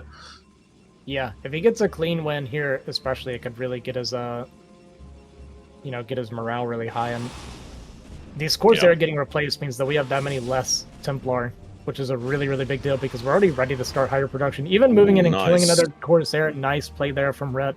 So Rhett looking like he is not super flustered by these last few games, and he is coming in pretty strong in this game. Also, I'm loving it. Go on. I wanted to say, do you not feel like as casters we have some sort of like control over the games? You just went on and on and on about the snow like ASL level micro, and I'm like, yeah, man, I agree 100%. Like Bonyth is actually there, and then immediately just AFK's Corsair to all die to Scourge. Like, I feel like, yeah, sorry, go ahead. I think we do. It's not quite to the level of like the 40k universe where we're orcs and we like literally have like psychic energy, like based on our belief things happen. But it's more like there's some kind of like a collective consciousness in humanity, and like we're affecting the frequencies with the vibrations of our body. I don't even know what it is, but it sometimes feels like that. I do get that impression. Yeah, I agree. I think we are a fungus, basically. Like the orcs. No, I agree. There's definitely some weirdness to him. All I will say, Ozzy, is truth is way stranger than fiction, and the true reality of our existence is far beyond anything we could possibly imagine. Yeah. Sure. I'm with you on that one. All right. Well, nice for Rhett. He hasn't had to replace. Really, he didn't replace any of his mutas or anything like that, whereas Bonyth has to respect the potential continuation of mutas, right? So he has to replace that Corsair count or go into Dark Archon, but going into Dark Archon when you've already got +1 Sarah, you still had a couple left over it. Neither really feels good anymore, so yeah, Red's in a pretty comfortable spot. Drone count looks fantastic on these 4 bases, and maybe even looking to start taking bottom left, it looks like. So he is going for a long game here, and I like this call. This could be that Hive Tech game that we're going to be working towards potentially. Yeah, I mean, he's not doing a fast Hive play, but it might be one of those games where it's like, okay, I'll go into Hive and I'll split the map. Yeah, might be seeing a bit of a delayed Hive here from Rhett. Depends though. You don't actually have to take the hive until they've got a 4th base, 3rd gas setup. So he might stay Battle Zerg for quite some time still. Yeah, that was the one thing I was actually going to say. So I 100% agree with you. Is because Protoss is only on 2 gas, you don't have to go into hive necessarily to fight it, because the Templar count's not going to be super high with a high goon count. Yeah, no. I wouldn't hate Rhett eventually going into it, but not quite necessary as of now. Let's see how he wants to go about this. I mean, go on. Sorry, I just realized we didn't go +1 on the Saren. Kind of surprised. No, that's a little bit weird. He made so many of them, you'd think he would get the upgrade. Yeah. Well, sorry, I know sometimes like you're talking and I see something on screen and I'm like, oh. Hey, it's totally okay, man. I'm not fussy about that kind of thing. You got something to say, Ozzy? I want to hear it.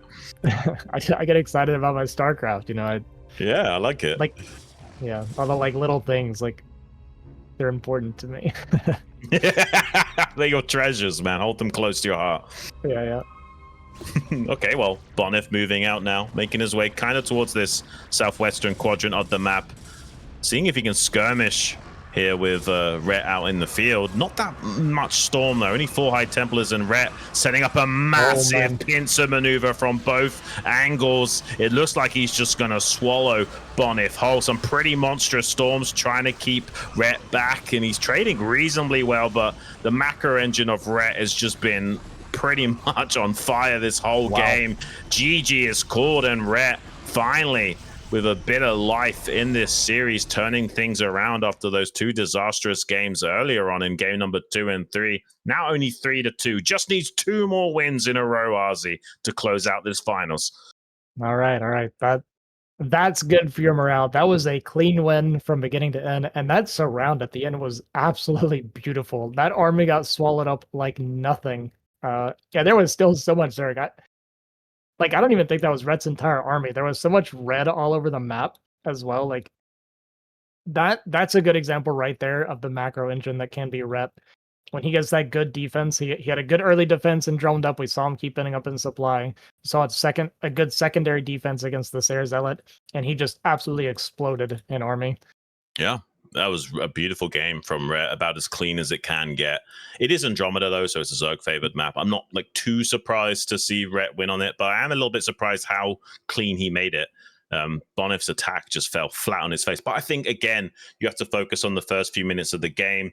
He lost only 1 drone, killed 2 Zealots, didn't have to make lings, had such an explosive economy as a result, and didn't have any problem coming up with answers for any of the questions Bonyth was able to ask of him. And I think that's the main issue that Bonyth had that game. He just didn't have those devastating timing attacks to work with anymore. Yeah, exactly. Yeah, I do agree that, you know, it is a good Zerg map, but I think the big thing, right, is kind of what you're saying, is that the parts that Rhett played really well is something that happens regardless of the map, right? The defense was just really good regardless. He had the 3 base that would be exposed normally. So like that flow of the game was normal. So Rhett showing us that if he's gathered himself and he can defend really well, because this is the first game I think that we didn't take a bunch of damage, right? Like in the beginning. And you see how imperative it is that you slow Rhett down in some way, because that guy will go nuts if you're not slowing him down. Yeah, because even on Octagon, he didn't technically he lost a drone eventually to the follow-up attack in the natural to the Zealots, but he did make 8 lings initially to deal with the first Zealot threat, which also takes a hit out of your economy as well. So yeah, there's not really been a clean defense for Rhett until that game. Yeah, and I think that was the first time, because especially in Octagon too, that Zealot Sayer push basically ended the game as well. Right. With the DT follow-up. So yeah, good showing from Rhett. Now 2-3, so it doesn't feel so hopeless anymore. If you're Rhett in this situation, you got a good win now. So, you know, just 1 more, and then you're in a best of 1. I'm a believer, Ozzy. I want to see Rhett turn this around, and what a best of 7 it would be if he somehow does manage to win. I mean, it already is a fantastic series, but I'd be blown away. I'd almost want to give Rhett a standing ovation if he's able to clutch this one out. But guys, we're going to be going to a little bit of a commercial break just to make sure we don't get any ads during the matches themselves. So run to the bathroom, grab some water, grab some fruit, whatever you got to do, and come and join us for that game number 6 between Rhett and Bonyth. Don't go anywhere.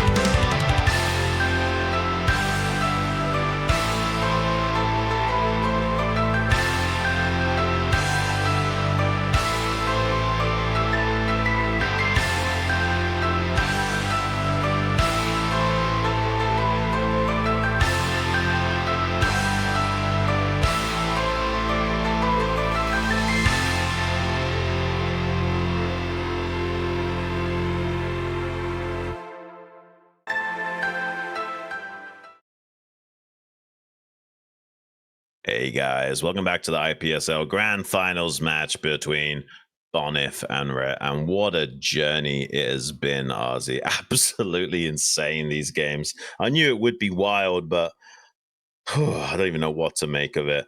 But we got a tough road ahead for our Dutch Zerg going forward. Game number 6 is going to be on Litmus. Such a bad map for Zerg, but looking at the silver lining, at least it's not going to be the decider match if he can close it out. So let's hope for the best. Maybe we can go all the way to game 7. Yeah. Rhett wasn't kicking himself already for those losses earlier. You are right now when you realize you're playing against Litmus or playing against Bonyth on Litmus here in the when he's on match point. Oh yeah. Yeah, it's tough. I mean, we were talking about a little bit off the stream or off the cast there. It's been a while since I've seen a Zerg beat a high-level Protoss on this map, at least in the foreign scene. It's tough, and especially, like, I mean, you're giving Bonyth access to 3 gases. The guy has been showing us this whole series that his storms are consistently godlike throughout this whole thing. So yeah, I'm worried for Rhett. Rhett, again, he doesn't seem like the kind of guy to like make stuff really weird or crazy, so we might try to fight him straight up. Well, looks like both players are ready, so we're going to find out how this series is finally going to wrap itself up. Hope you guys have been enjoying the show. We certainly have, guys. Game number 6, Bonyth versus Rhett, and the map, Litmus. The test begins. All right, spawning here in the top right corner, showing us that he's kind of the king of comebacks in this series. From Poland, we have Bonyth up 3-2. Down here in the bottom right, showing us some exemplary macro Zerg style. Hailing from Netherlands, on Zerg, Rhett.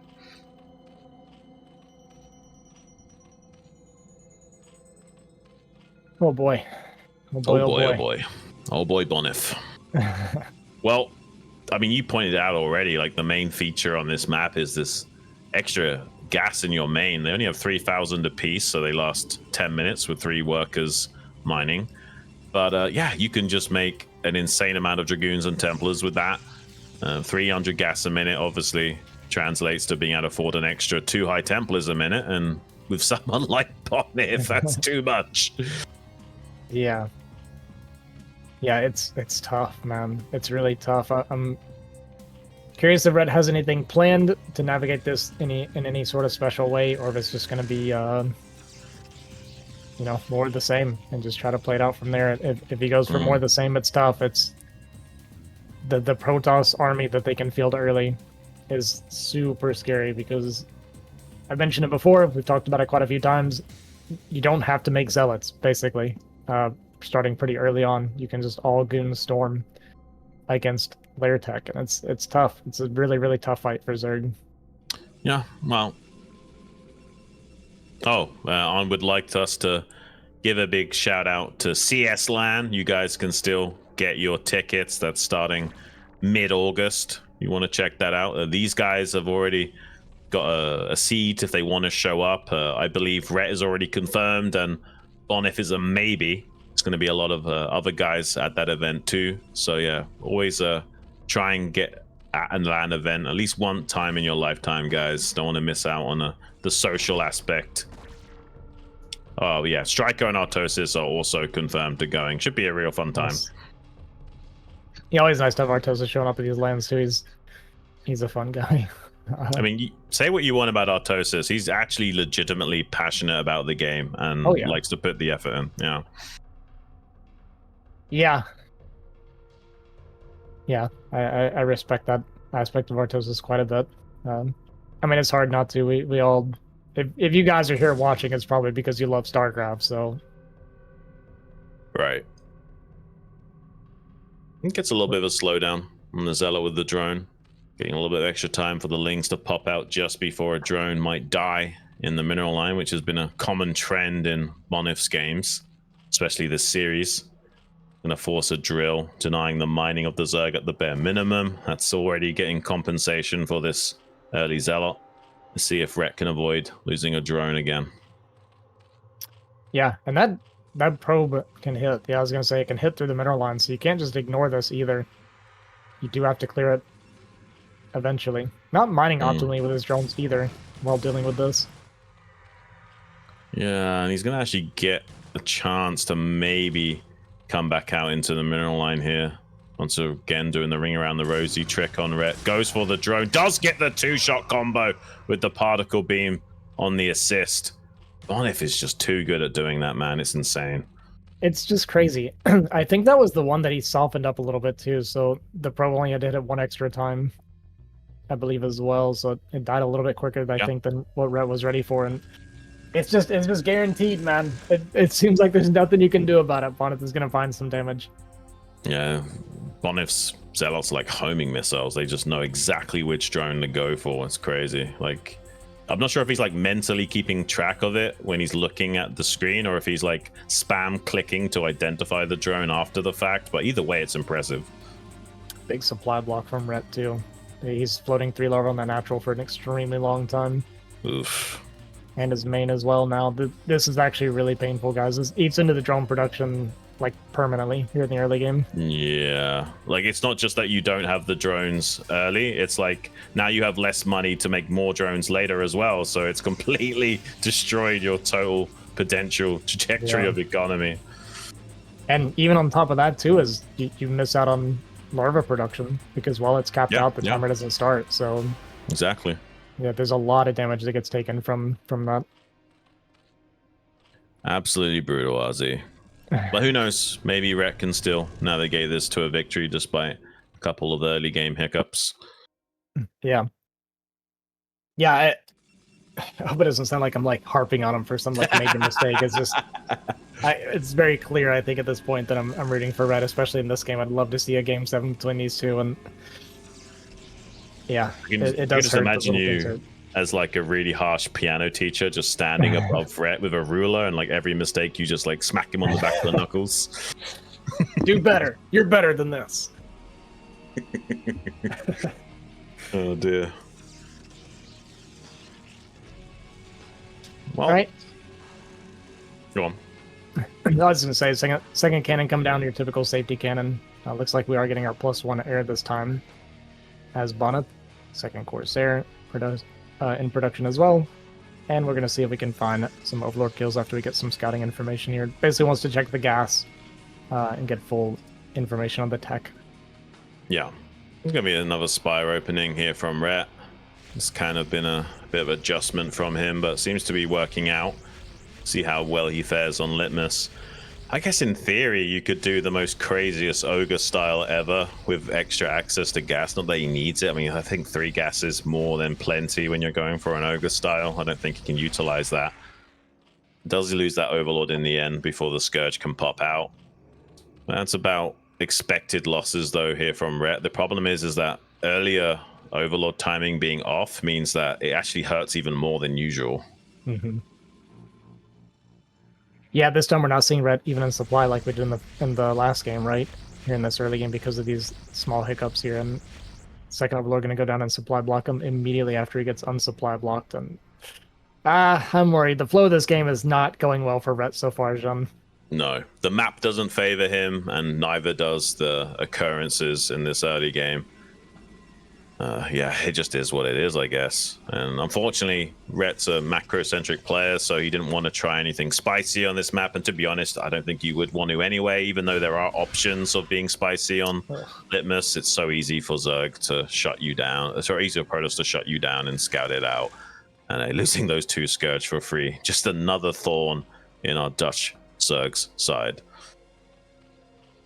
Yeah, I guess the only thing you could say for Rhett is that we only made the 1 pair of Scourge, and Bonyth, just kind of metagame Bonyth respecting a little bit. I think because Rhett knows his early game's been kind of not really on point, so he's trying to do a little bit of cutting some corners. But I mean, he's down 20 supply right now, whereas in the previous game we saw him pretty much hanging with him the whole game. He has started a little bit of Hydra production, but here comes the Zealot move out. Yeah. Okay, we've got just about enough Hydras in production to deal with this, but drone saturation is a little bit lighter than we usually see from Rhett as a result of all these early game shenanigans. So being forced to produce units when you're not quite at optimal saturation. Doesn't feel great as Zerg, but it's still playable. He might just go for it, to be honest with you. Red might actually just pump units and go. Yeah, good. Oh, unfortunately, just throws his lings away.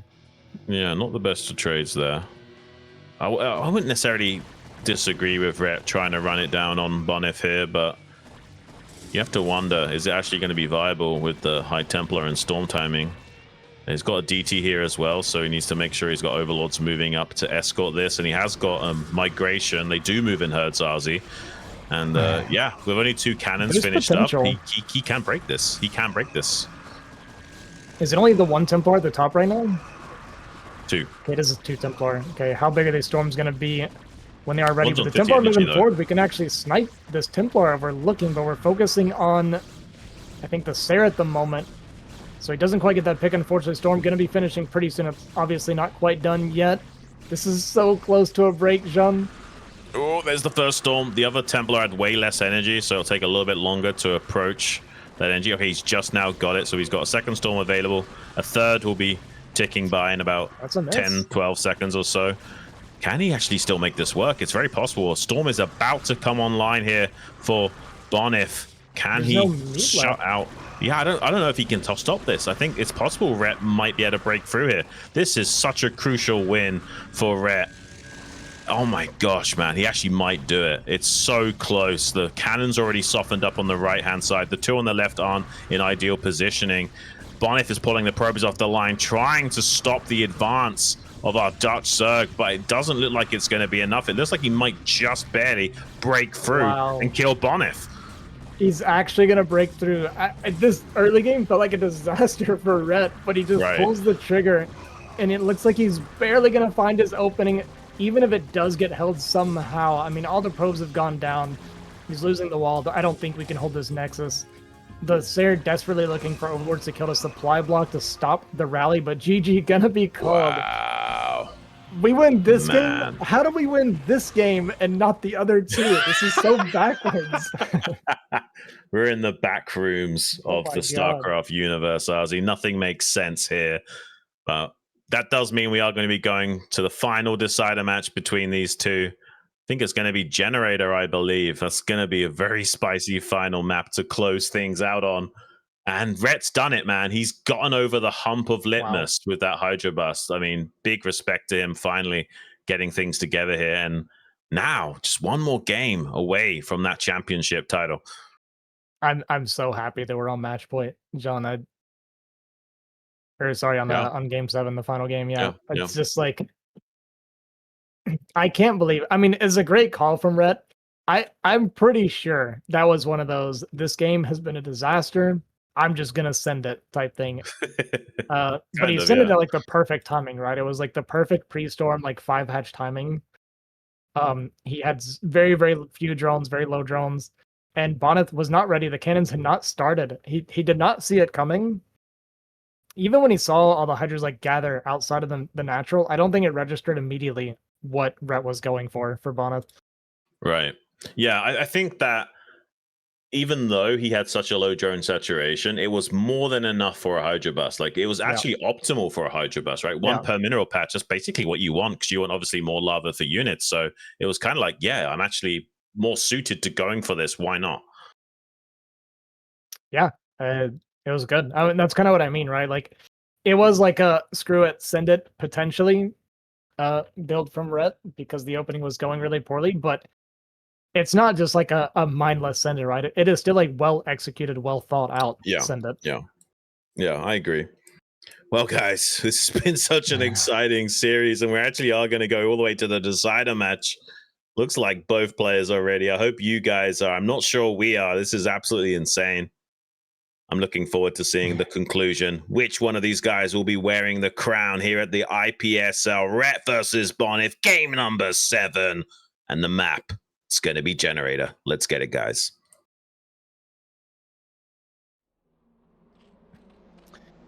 All right, ladies and gentlemen, the final game of the grand finals here in the IPSL. Spawning here in the bottom right corner, tying the series up 3-3. We have our Zerg from the Netherlands, Rhett. Down here in the bottom left, He's lost a couple of games in a row after his amazing comebacks. Can he close it out at the final hurdle? Representing Poland, it's Bonyth.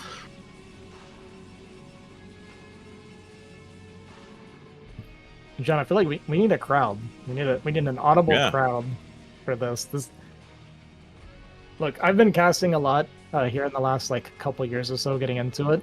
This might be the most hyped finals I've ever casted, personally. I'm having a blast right now. Yeah, no, same. I mean, I guess we could kind of like, maybe like train some of your farmyard animals to like understand StarCraft and like get really hype. Hear a few moves out there when we get started.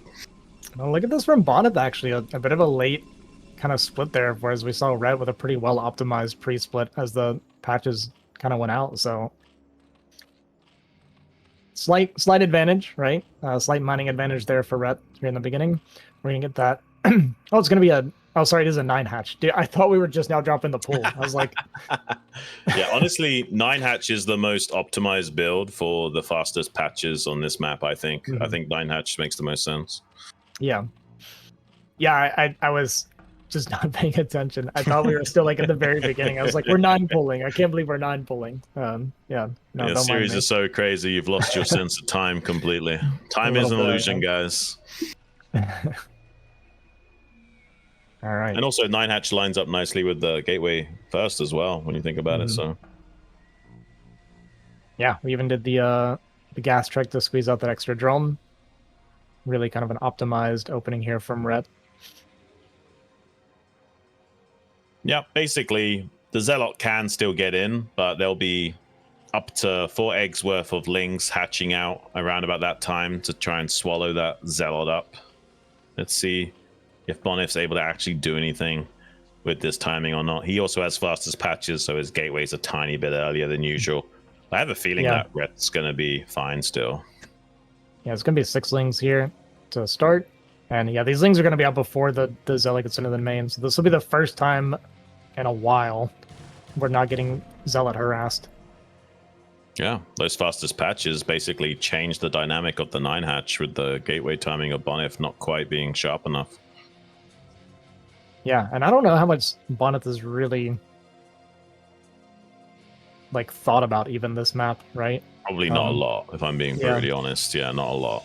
To me, the big indicator is just the way he handled when the patches dissipated. Just every probe going to the same kind of bottom patches there.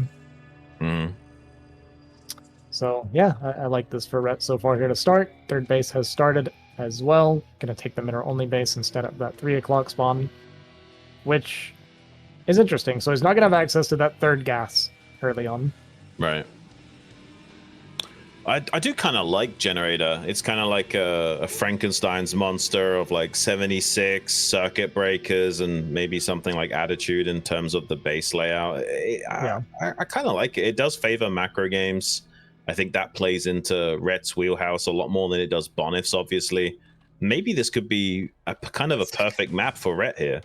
Oh my god. It just every time. Like every single time. It was like the exact moment that Red started to move, and it was like the perfect angle for Bonyth to come in so that Red couldn't get the block. So yeah. It just greases up that probe. Once again, Bonyth gets the information he needs, and I was unironically gonna say, it's something you can do is cancel. And he actually started the den. Oh, but it's gonna get scouted. That's actually really funny. Yeah, he's gonna identify it either way here. I don't think there's any way of stopping these 4 Zealots from checking it. Not with that ling count. I'm not sure if he's seen it just yet. He's like very close to spotting it with the Zealot. He's like just outside of the vision range. Oh my god, if he actually kills these Zealots. He hasn't. Oh, now he sees it. Just barely seeing it as he turns with the Zealots to head into the main base. So good information here for Bonyth. He is going to lose all these Zealots, but that scouting information is crucial. Yeah, that was actually really, really important for Bonyth because it's not like Ret to do something tricky like that, and to whip it out in game 7, right? Yeah. Is exactly. Now here's the thing. Imagine this was a fake Hydra den, and he hadn't canceled the layer. You could do both, right? You could fake it out either way. Exactly. So now do we just do a fake Hydra bust now and just lean and try and get the Forge for free? And we just drone up now. Maybe take... we could get really spicy, and instead of making the macro hatchery at the natural, we could like take the 3 o'clock with the 4th macro hatchery and get super greedy. No cannon started yet for Bonyth. And I think Red is just droning. I don't know if Bonyth is calling the bluff or what exactly is going on, but Red did make a round of drones, but he is making Hydras behind it. He's throwing out the wall a little bit. But this is more of a wall-killing Hydra force. This is not going to be an early commitment before these cannons are done. Yeah, it doesn't look like he's fully committed to this. I think he's got like 5 or so drones at the 3rd base. This is pretty light of a commitment from Rhett, or 6 drones even. Yeah, so he's just going to challenge the wall, see if he can force as many cannons as possible. He did kill a lot of Zealots, so that's basically what you need to do to make a Hydra bust successful against Gateway Expand. So Bonyth will have to kind of respect the idea that he could just die if he doesn't make a ton of cannons here. So I think Rhett's going to be reasonably successful at forcing a respectable response from Bonyth. Yeah, and the Corsair is just now getting information, so he will see that he's at least made the right choice by not over-making cannons just yet. But he's going to need more if he keeps making Hydras here.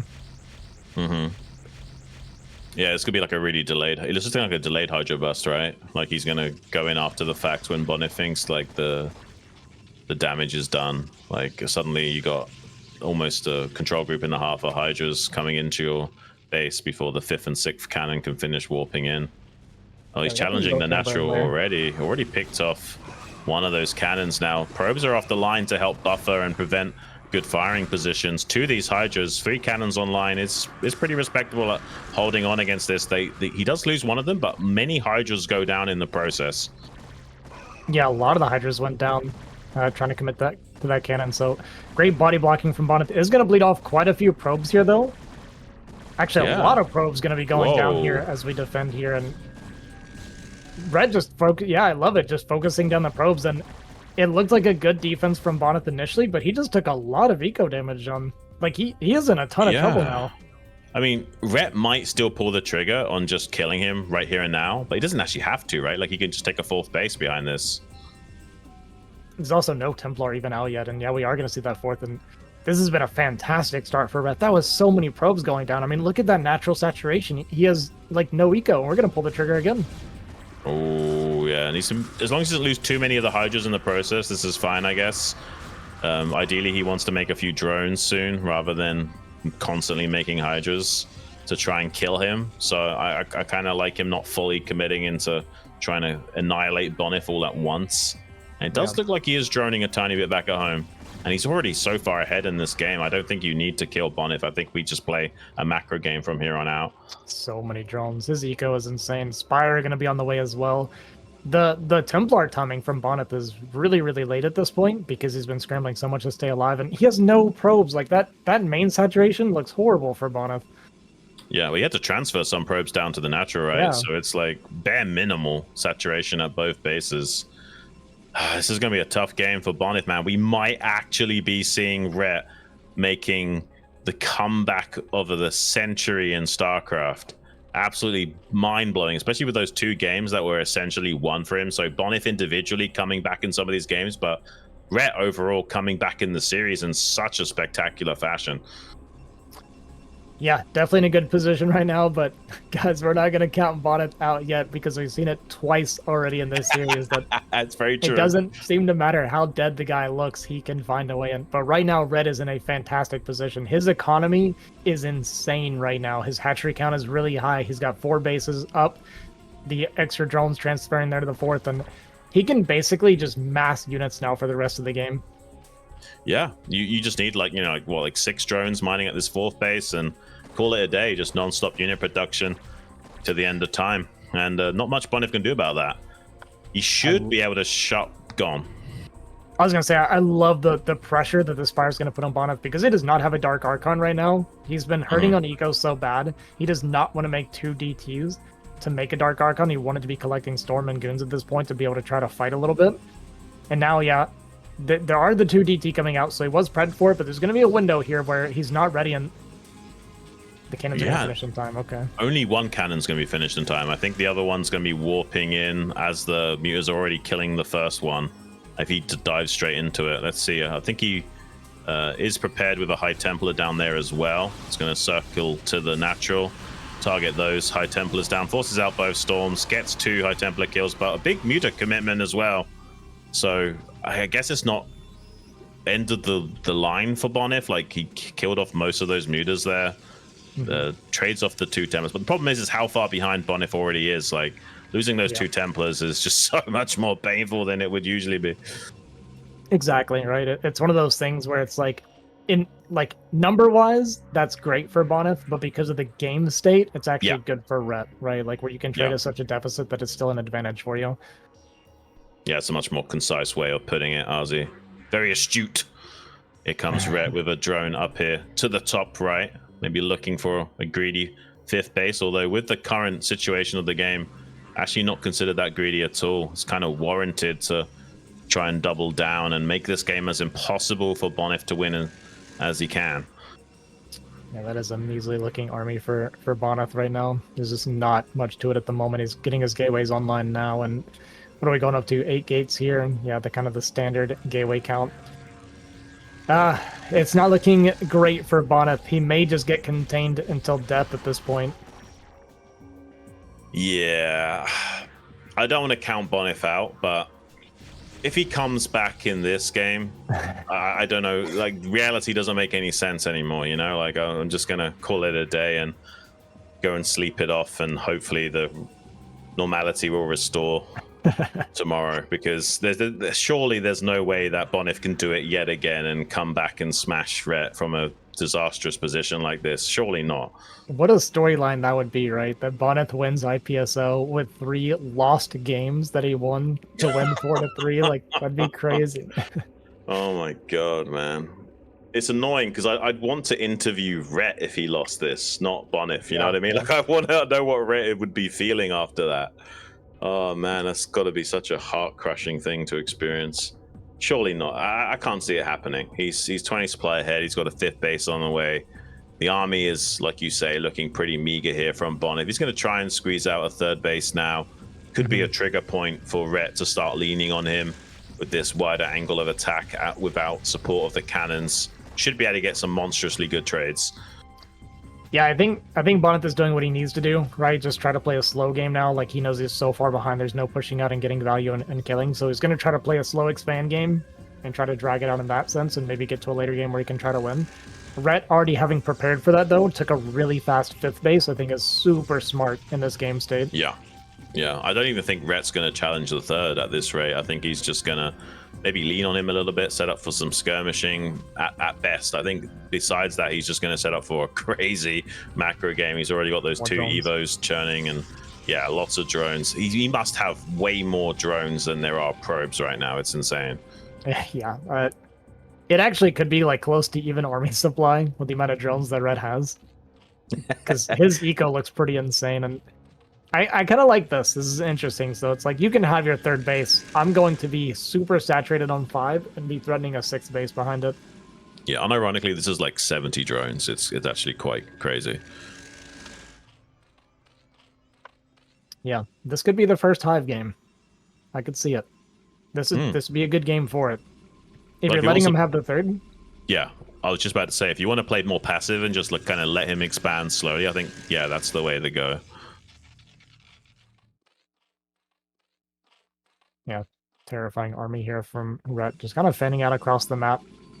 Just getting map control. And I mean, Bonyth is getting into a respectable supply. Like, he is down in supply, obviously, but never count out Bonyth's death ball value for sure. Right. And we have a shuttle as well, so maybe some storm drops or something in the back. And it's not just his army control that's so good and his micro, it's the positioning and the understanding of like what he needs to do to win from that position that's so phenomenal as well. So yeah, you never really can quite count him out. Can we get a quick check on the bases of Rhett? Have we got a Hive? Yeah, there we go. I saw him starting to flood Ling, so I assumed that Hive was done. Yeah, I think this is a great call from Rhett. Bonyth, though, going straight into the end game, just double robo, gonna start pumping Reavers. and he's just going to try to value his way through it. So I like this from Bonyth. I genuinely do. I think moving out would have just been a death sentence for himself, and he's doing what he needs to do to try to come back. It's going to be incredibly difficult, to say the least, but this is creating a potential win condition for himself by just being like, I'm going to get a super teched out army, I'm going to max out, I'm going to fight with the most godlike efficiency you've ever seen before and try to come back. Rhett is maxed out, Arzi. Like, how often do you see a maxed out Zerg? This is kind of insane. I guess he hasn't fully got everything online yet. Now he's got the triple evos. He's going to wait for that consume and plague critically, and obviously the adrenal glands. And I guess the trigger point will be when Bonyth tries to take the 4th base. He will then see if he can swallow up that army and finally close out this series. I'm so impressed with Rhett today. I can't even believe it. Like, think of how defeated you would be psychologically after those 2 games. You should have won and didn't, and you were 3-1 down, and now you're 3-3 in this position on the final decider match. What a guy. Scary armies, John. There's 2 Reavers in there as well with a bunch of Storms, but we're going to go for a bit of a counterattack, and I think this is smart from Reddit's. I have a gigantic eco. I'm not going to fight you head on. I'm going to make things chaotic and force awkward trades while my eco is carrying me through the game. Yeah, I mean, you can afford to like bleed a little bit of units here as Rhett as well, since you're maxed. So yeah, just being as annoying as possible might be a good gambit for him. And he's buying time as well for the Defiler tech to finish up. You really want plagues, obviously, before you actually commit into fighting. Like, Dark Swarm will keep you alive in terms of protecting your Lurker lines against the Dragoons, but plague is the thing you're really looking for to make those Zerglings activate and do what they need to do. Yeah, I think that's the most crucial thing, right, is buying time for your Defilers to be online and be ready to fight, because again, this army from Bonyth, like, he is also close to max. This is Reavers, this is Storm, this is Dark Archon, and a lot of goons, so it's going to be very efficient, to say the least. And Rhett threatening just a counterattack. He's like, you can go top right, then I'll have these little tangents. Yeah, see, and Bonyth has to turn around because this is his entire eco. He can't just trade a couple bases. Like, he can't trade 1 base for 2 of Rhett's. It's not good enough.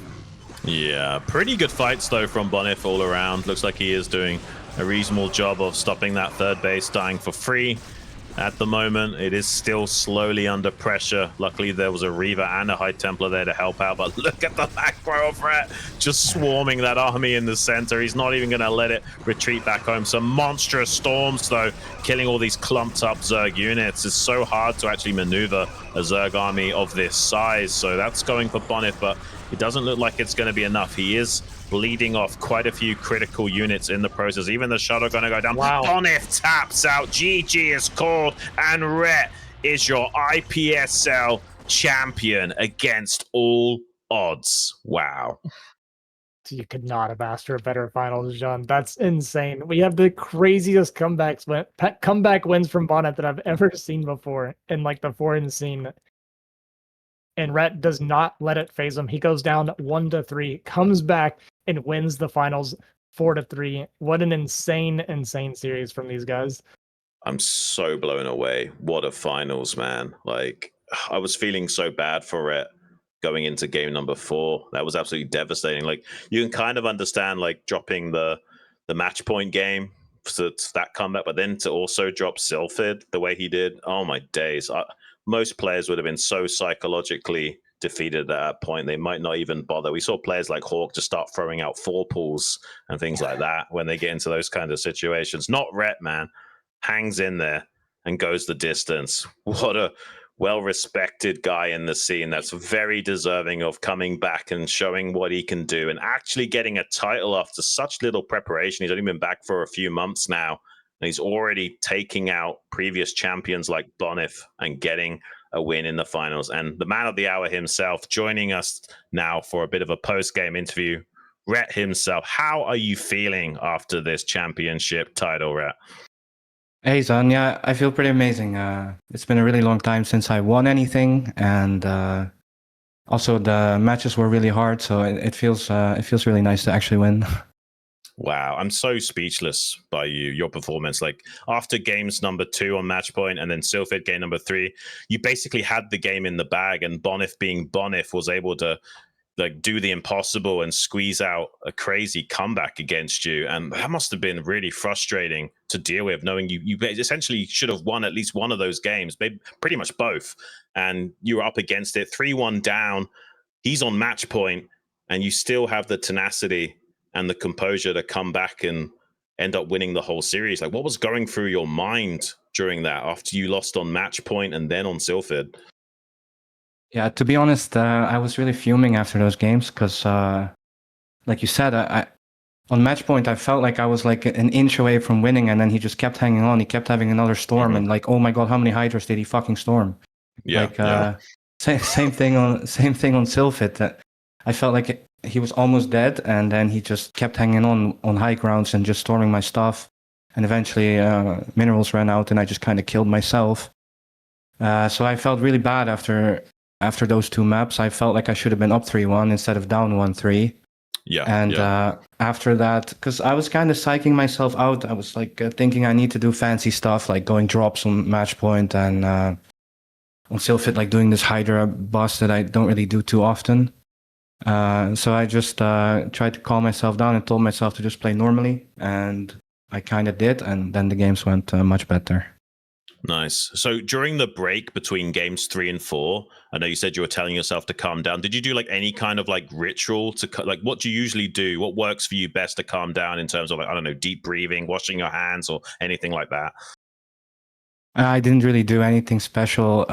It just took a few minutes to relax, and I don't really have a ritual or anything. But I was thinking, well, this is it. Like, you're down 1-3, you're probably going to lose, so you might as well go down fighting and do your best and fight as hard as possible.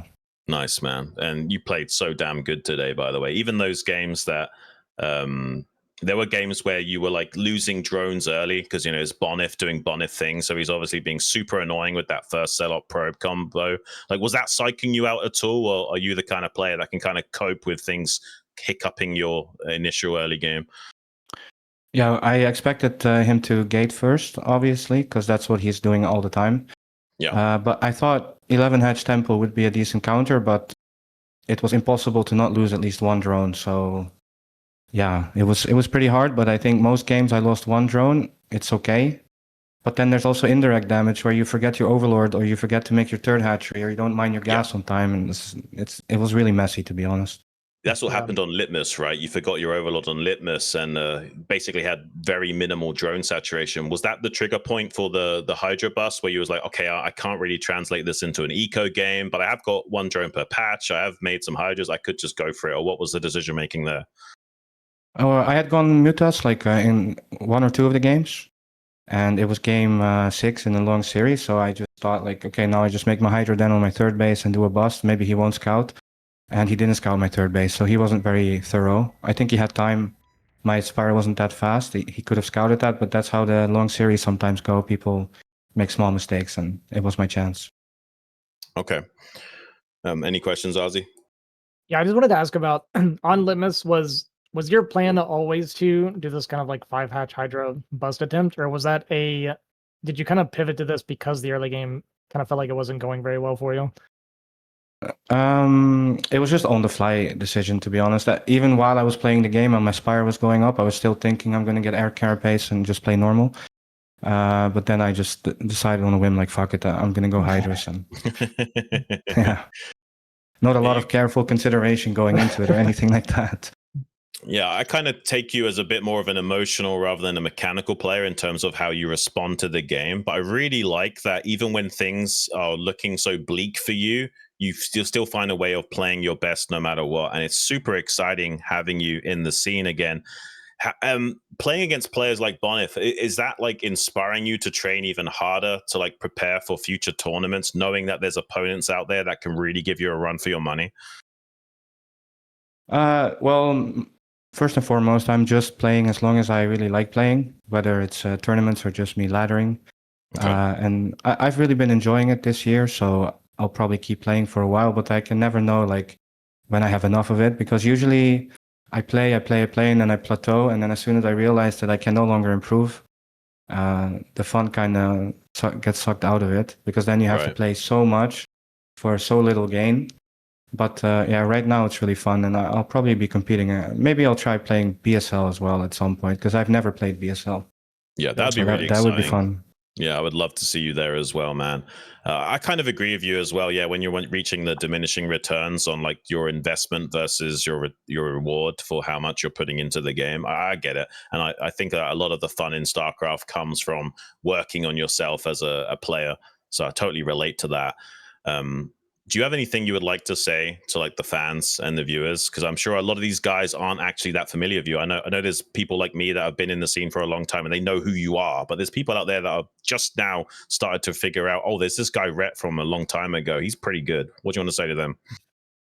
Well, I'm happy that people are watching my game, so I'm happy that if they enjoy my gameplay. And I'm currently on a bit of a holiday, but in about a week I'll be back streaming. So if you want to check that out, go check out my stream. And what's your channel name? Maybe On can drop a link in the chat. Okay. Yeah. Wow, you played so damn good today. Ozzy, do you have anything final for Rhett? No, I'm super happy for you, man. It was really good series. I always say on my cast, I'm openly biased. I was rooting for you. It's nice to see you take down Bonyth. You know, you're talking about maybe playing in the BSL in the future. That'd be really cool if you do actually get around to it, because you just took out the 7-time champion. So I definitely think it'd be cool to see you there. So congratulations. Really well played games today. And thank you. Yeah, thank you so much for the interview, Rhett. Look forward to seeing more from you in the future. I hope your motivation lasts long enough to also get a BSL crown on top of that beautiful Dutch head of yours. You are very well deserving. Stick with it for a little bit longer, please. Yeah, I will. And I also want to say thank you to Air, and thank you to you guys for throwing this tournament. It's been really cool. It's been really clean, easy. Everyone always shows up. So it's been really a pleasure to play. So thank you guys, everyone involved in organizing this very much. Thank you so much, Rhett. I hope you have a lovely rest of your weekend and look forward to seeing more of you. Take care, man. Okay, congratulations. See ya. Bye. Thank you. That was Rhett. What a guy. Not just in terms of his ability to play the game, but he's such a chill, nice guy as well on top of it all. Woo.